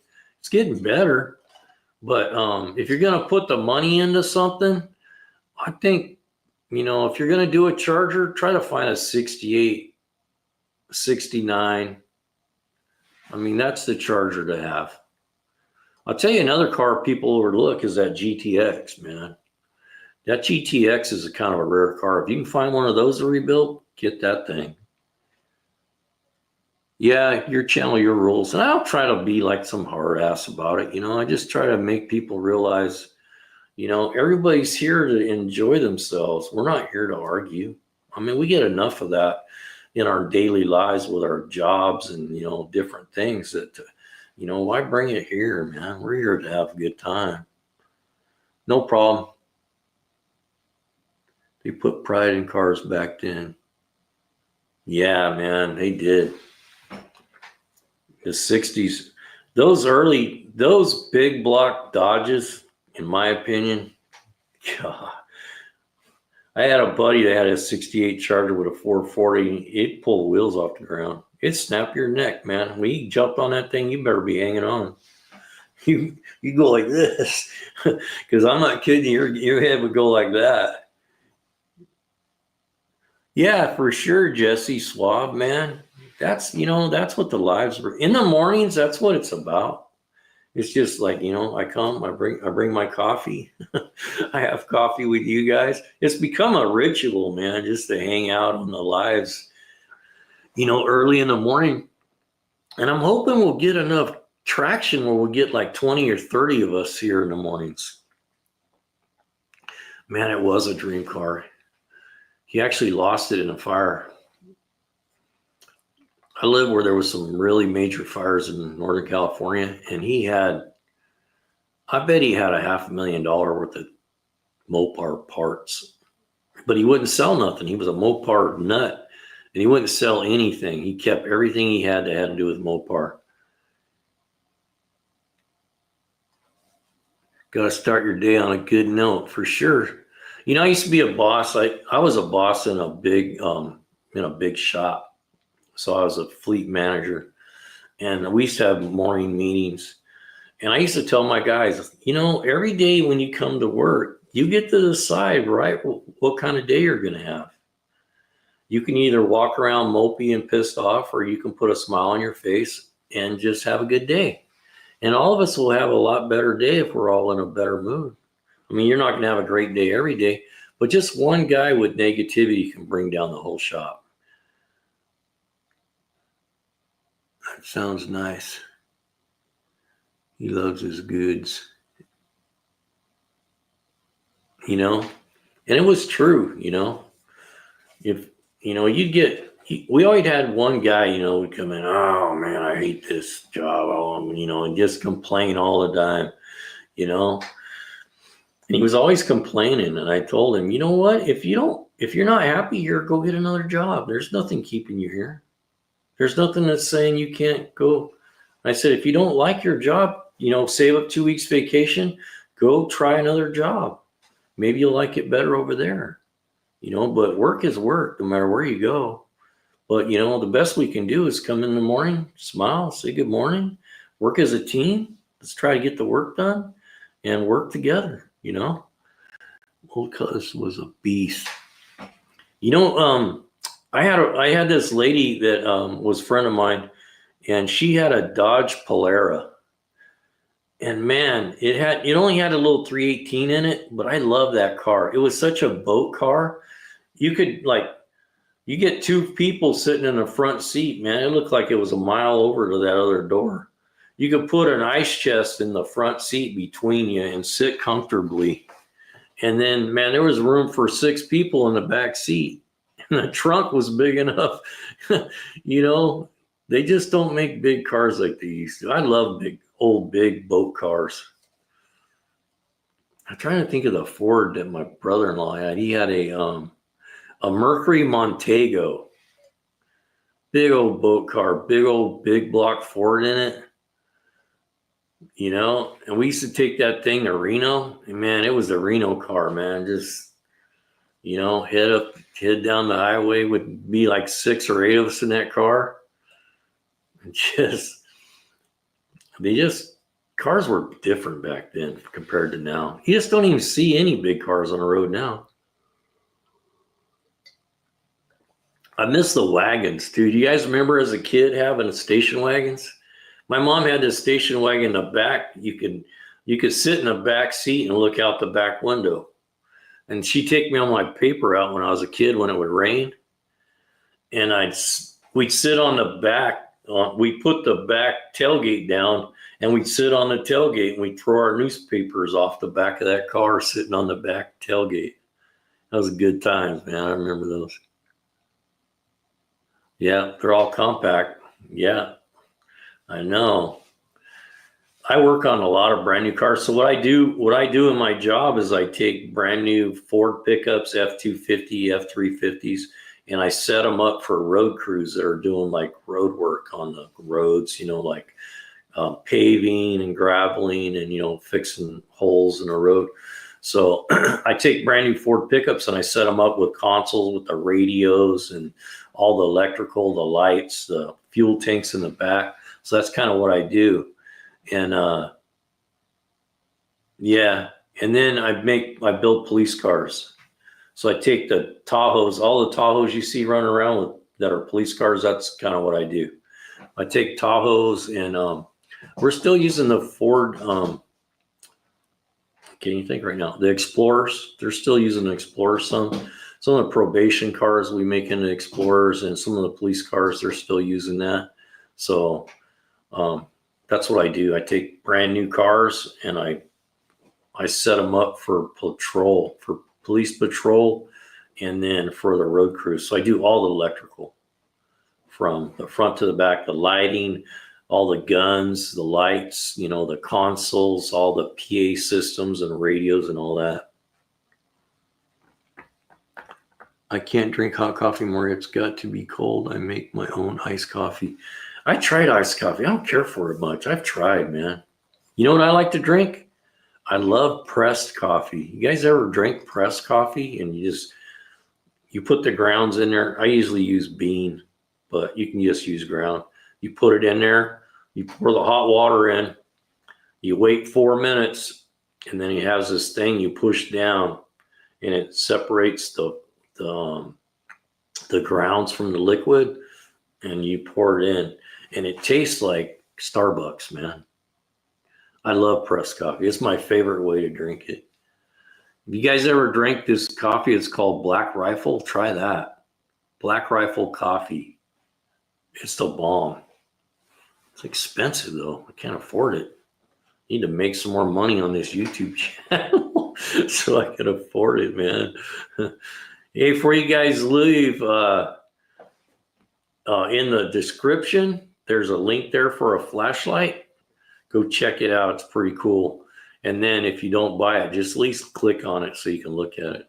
So just so people know how Amazon affiliates work is when you click on that link, it opens up like a window. And then if anyone buys anything on your account, we get like a 5%. The light's pretty cool. I'm thinking about buying one just so I could show it off because it looks pretty cool. But it's like $60, man. It's a pretty expensive flashlight. I got to get my Amazon store set up because I've been bringing stuff to the lives that I think people would use, and there's tools that I've used in the past that I know are good tools. So the no-code chargers, and I like Power Probe. I use a lot of Power Probe products. So I push those a lot. You collect flashlights? Go check this one out. It's pretty cool. What I thought was, so what happens is they have like programs you can be a part of with affiliates, and they'll bring new products to market. And then when you jump on board, you get them at a cheaper rate, when they first hit the market. And then you make a better percentage on these things. I try to tell everybody, I got nothing to hide. It's like normally you make 5% on Amazon, but on some of these programs you'll make 15 to 20%, so the percentage is higher. But I look for stuff that resonates with me. I don't just grab whatever. But this flashlight is cool because it has a barrel on it, so you can adjust the beam just by sliding it in and out. And then it has a thing on the back, so you can use it, and it's a rechargeable flashlight, but it has a charge port on it, so you can charge your phone off that flashlight. And then it's got a bunch of modes and stuff on it, and a different lens you can put on there. And the lens is it's for like survival thing. So you can screw this lens on there, and you can light a leaf on fire with it. It directs the beam to where it creates heat, kind of like a magnifying glass. So I thought it was pretty cool. So I loaded it on tonight's thing. It's in the description. It's like $63 though. You know, a good flashlight's expensive anymore. I didn't list it tonight, but hey, if you're looking for a good flashlight, go look at Streamline. Is it Streamlight? I've been carrying one of those things around for 20 years, man. And they have this little tiny one. It fits in your pocket. And man, I carry that thing everywhere I go because I always have a flashlight. When I'm walking through the shop, I'll get guys that'll go, hey, can you look at this for a minute? And so I hate to have to go find a flashlight. So I keep this little flashlight. I think it's called Streamlight. They're $38. They're a little tiny light, like this big. It takes one little battery, but man, they're super bright, and you can put it right in your pocket. In the back seat of a station wagon, look back, the door open to the side and rolled down, not laid down. Yeah, the electric windows. I remember those. And it had like a thing on the back. You turned it and you can roll the window down. Yeah, if you're looking for a good flashlight, I don't have it listed now. I'll have to do that next time. But Streamlight, go check that out, man. It has a little clip on it. It fits right in your pocket. And I give them away for Christmas presents. Everyone I've given one of those flashlights to, they said, man, I love that flashlight.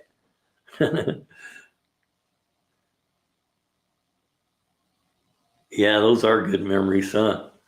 I remember my mom getting up. My mom was she was a waitress, you know. She worked 2 jobs, and so on Saturday mornings I used to throw my paper out. And if it was raining, you know, she'd work all them hours, and she'd get up and take me to do my papers if it was raining. You know, she'd get up at 5 o'clock in the morning, take me down to get my papers, help me roll them, and then I'd sit on the back of the wagon and she'd drive and I'd throw my route. I always remember that. It was a good memory too. Jesse Swab, what kind of work do you do? Yeah, she was the best. I give her credit for everything in my life to that woman. She was a good mother. I like speed. I have a confession. I still do. You run a carpet cleaning business. Good deal. Nothing better than being an entrepreneur. I tell people all the time, you'll never get rich working for somebody else. I did it for 25 years. I worked for the same company for 25 years and retired. And then I lost my wife, and so I had to go back to work. So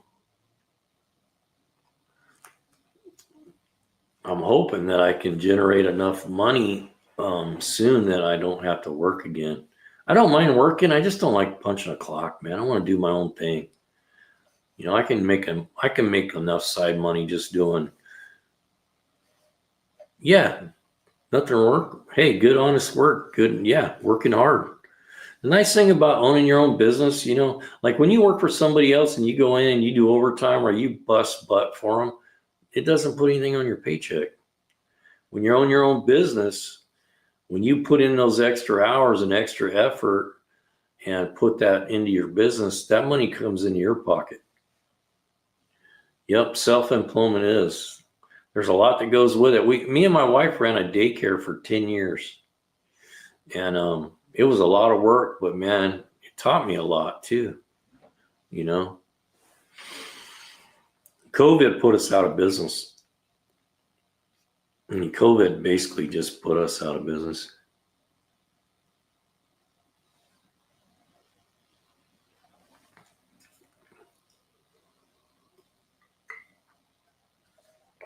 Right now, I got a lot of different things going on. So I do the YouTube, I do the lives, and then I do videos. We actually had a pretty good video pop off. We got monetized with one video. We had a video get 280,000 views, but at the time we were monetized, so we didn't really get paid much for it. If we would have been monetized, we'd have made about $2,000 on that video, but we weren't monetized, so they took all of our money for the monetized part. But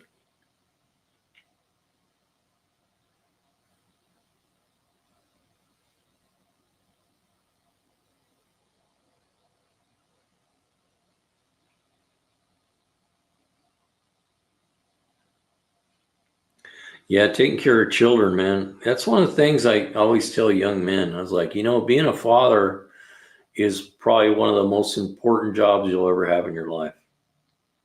And you only get one shot at it. If you mess it up, man, you mess their lives up. You don't get a do-over. You got to get it right the first time. There's no messing. So I never had a father in my life, so I always wanted to be the best father I could be. So I went the extra mile always. I'd work 12-hour days. I'd come home, I'd work another 4 in the driveway, and then I would go out and play baseball with my kids. I didn't care how tired I was. I wasn't going to give that up.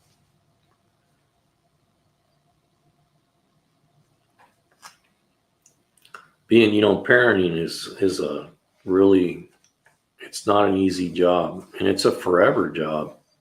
You always think, oh, when the kids grow up, I'll do this. I remember thinking,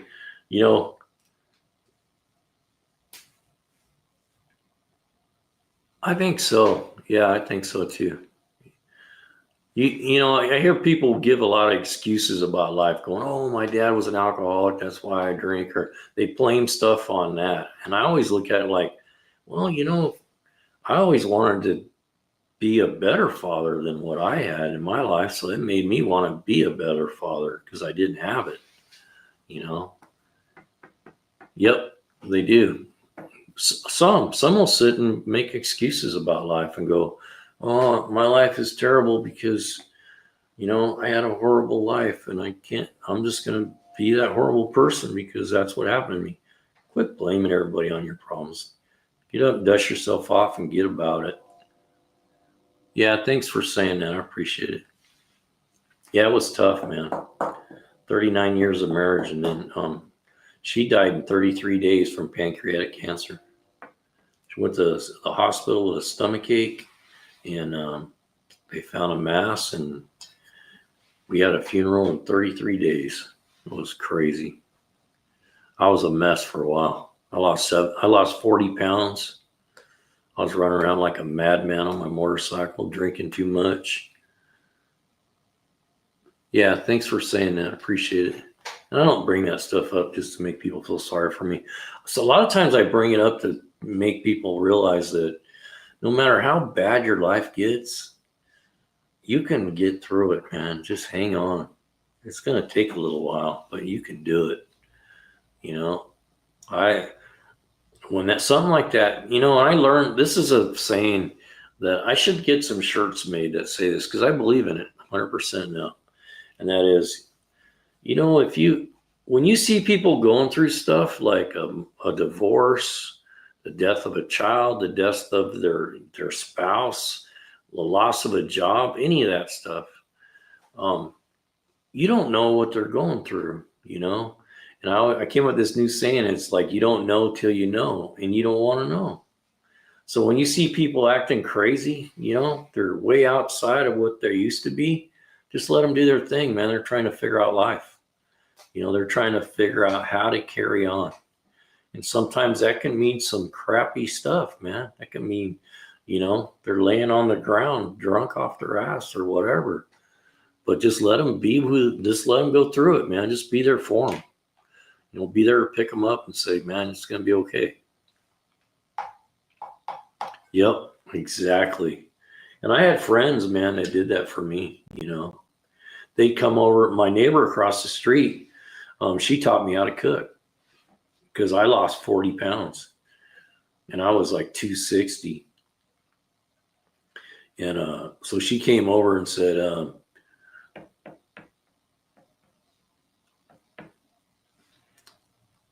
Yeah, I'm sorry to hear that, Jesse. I know there's a lot of dads out there like that. You know what? I got a rule in my family, and that's when the boys step out of line, the boys go take care of it.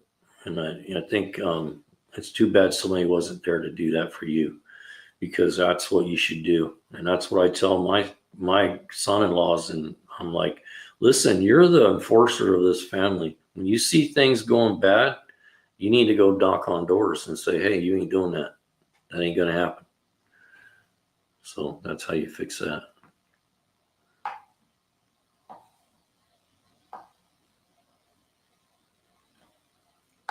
Oh, I missed the wrong Batman. Yep. You see a lot of that go on and nothing ever's done about it. You know, like women that get beat on by their husbands, or, you know, the family, the boys in the family need to take care of that. You know, like if one of my sons, or one of my son-in-laws, or somebody that was with one of my granddaughters beat one of them, they would get talked to. They wouldn't do it again. I guarantee it. Yeah, we would make sure that don't happen again. Yeah, that's how you fix that, man. You have a rule within the family, and you get the men together and say, hey, we need to go talk to so and so, and let's go. And you go take care of it. Yeah, that's one thing, you know, I live without a father, but I seen friends of mine that their fathers were pure asses.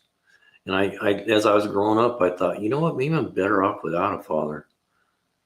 Because I thought, you know, I don't have to deal with that, you know. But, you know, everybody goes through struggles in life. We all have our issues, or things that we had to go through, you know. And that's kind of why I kind of like having these lives, because we get people in all the time, man, that say, man, I'm just down, my life sucks. And you can talk them up, man. And you don't have to, you know, just be positive with them. That's all. You know, just say, hey, it's going to be all right. You know, if you're bored or you're struggling, come hang out here, man. I agree. Yep. Some people shouldn't have children. Absolutely should not. I agree.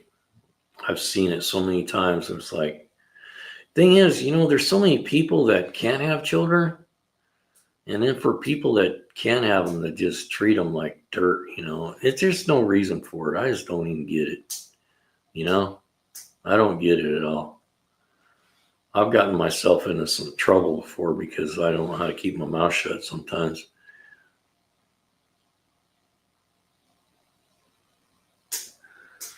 Hey, Batman, there's no problem with talking about that with the channel.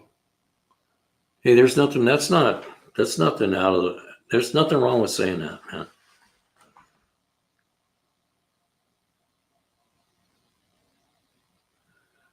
There's nothing wrong with what you said. It's good to know, you know, that, you know, like I said, I truly believe the family need. Yeah, we're just talking. Not at all. There's nothing wrong with what you said. Absolutely not. You know, it's just that there's, unfortunately, there wasn't somebody there in your corner when that was going on, you know. And as a man and a husband and a father now, you just need to remember that. And then when you see that going on, just make sure it don't happen, you know. I had that talk with both of my son-in-laws when they married the one I don't want to get into details, but man, the one I don't know how I didn't go to jail. I'm the shoulder of God and my Father is Jesus. Yep.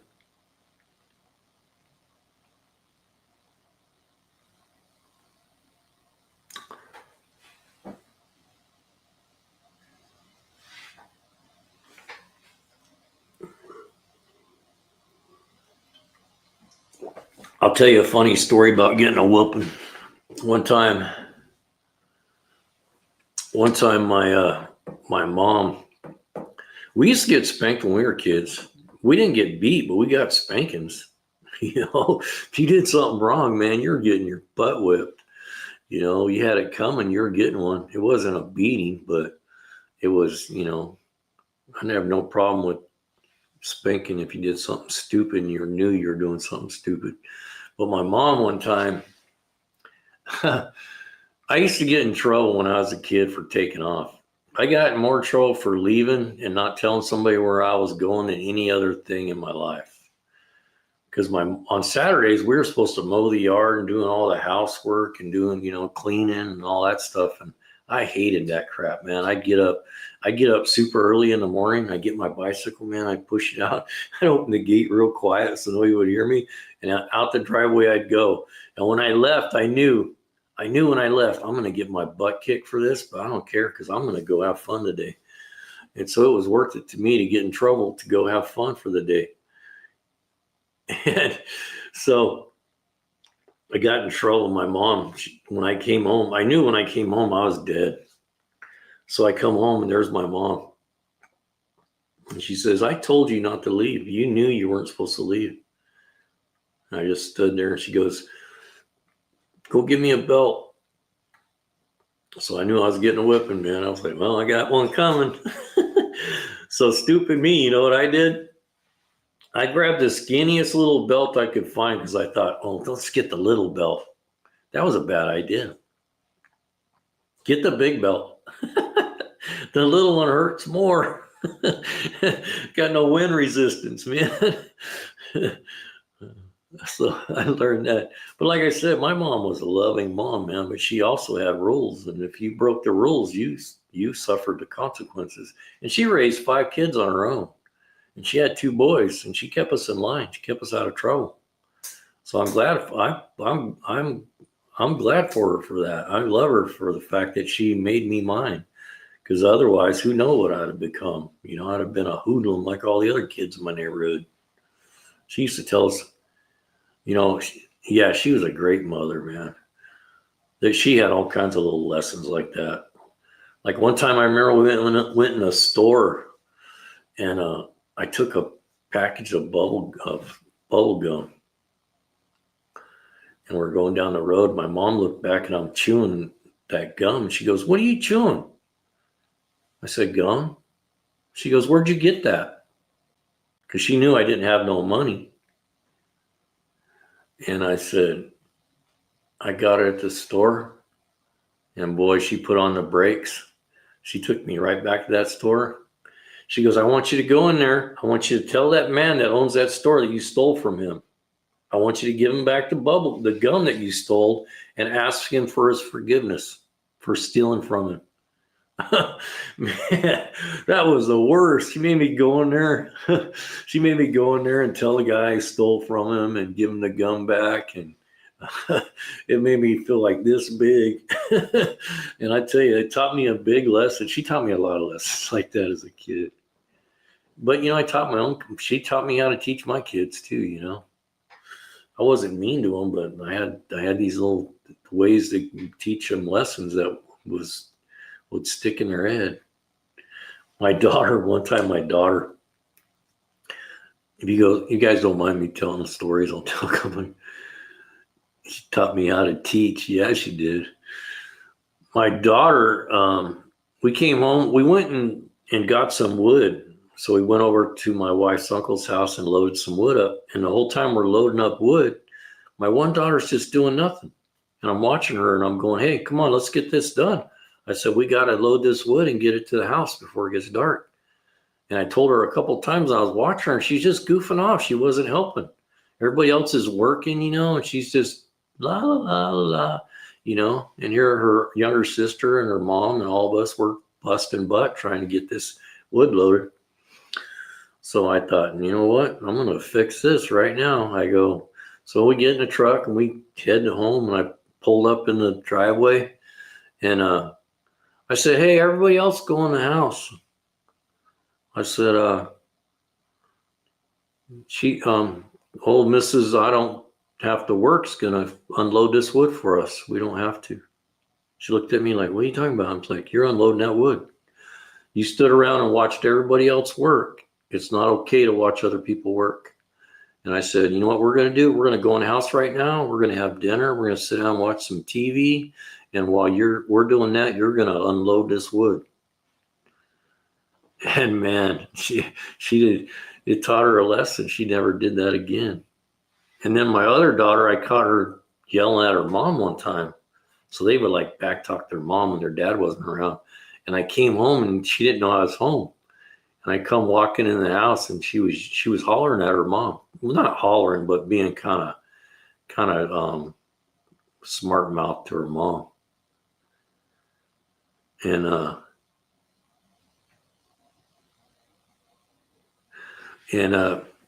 so I walked in and I heard her talking to her mom, smart mouthing her mom. And I go, hey. And she turned around. She didn't know I was there.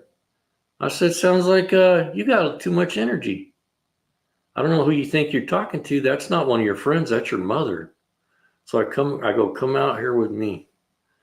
So I had a big old I always had a stack of wood laying around. So I had a big old stack of oak.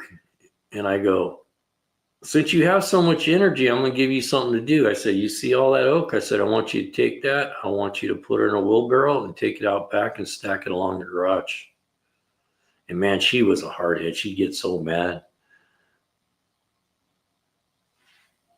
And so she was mad, man. She was pushing that, throwing that stuff in the wheelbarrow and running, and she'd throw it on the ground. She was so mad.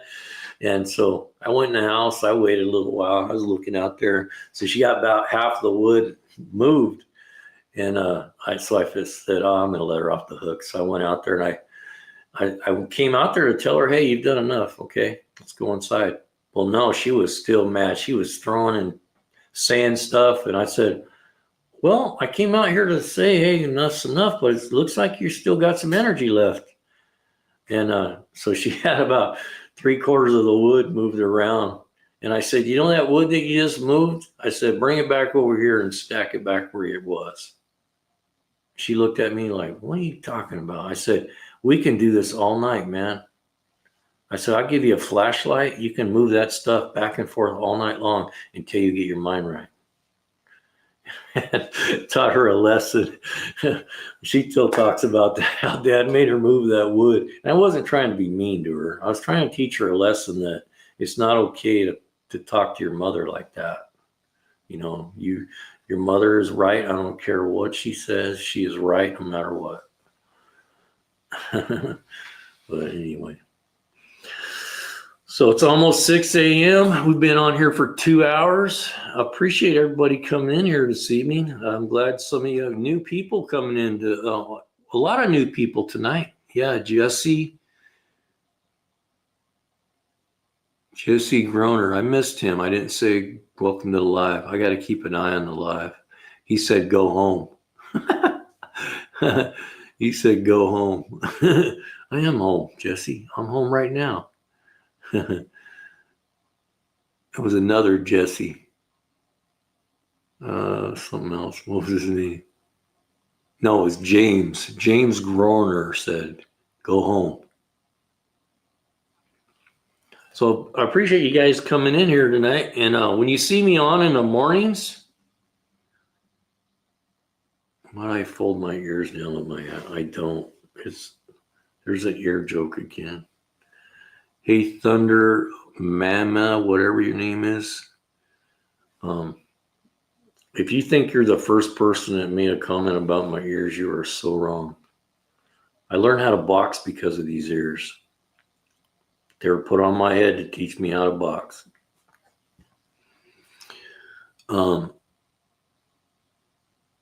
So in the mornings, I'm usually, like when you see me in real early, like 3, 4, 5 o'clock, this is kind of what it'll be, just shooting the bull, you know.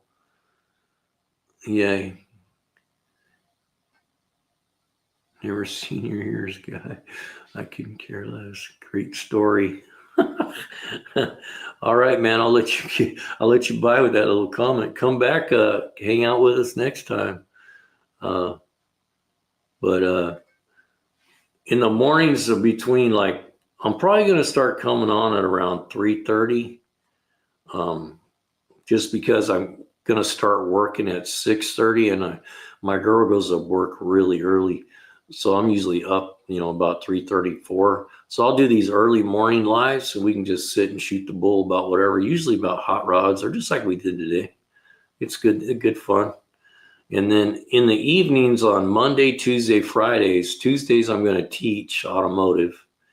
And then on Mondays, we're going to do question and answers, mechanical questions. So if you have a question about your car or something, we can walk through all that. I've been a mechanic for 40 years, so a lot of times I can help people through their problems. And then Friday nights, we give away a tool. We do trivia, automotive trivia. And then at the end of the trivia, we have a random drawing, and we give away a tool. Last week we gave away a snap-on wrench. The weekend before that, we gave away a charger. I teaches my kids about faith and about our constitutional rights. So anyway, you guys come hang out for that. I'm going to call it a night or a day or whatever you want to call it. No problem, man. I'm thick-skinned, Thunder. You don't carry big ears around on your head like this for 40-something years and not learn how to protect your honor. So come back and hang out with us. There's a good bunch of people here. We didn't get a lot of our usual tonight. We got one guy, Maggot, that comes in here. He's from Australia, man. He's funny. He'll be here though. But we have a whole crew of guys that show up that have some automotive experience, so they can walk people through a lot of stuff. So we're getting a pretty good community going. And usually I'll put something out on the community board, like something's coming up. So if you guys would subscribe if you haven't. And we appreciate you being here. Hope everyone has a great day. I'm out of here. Later.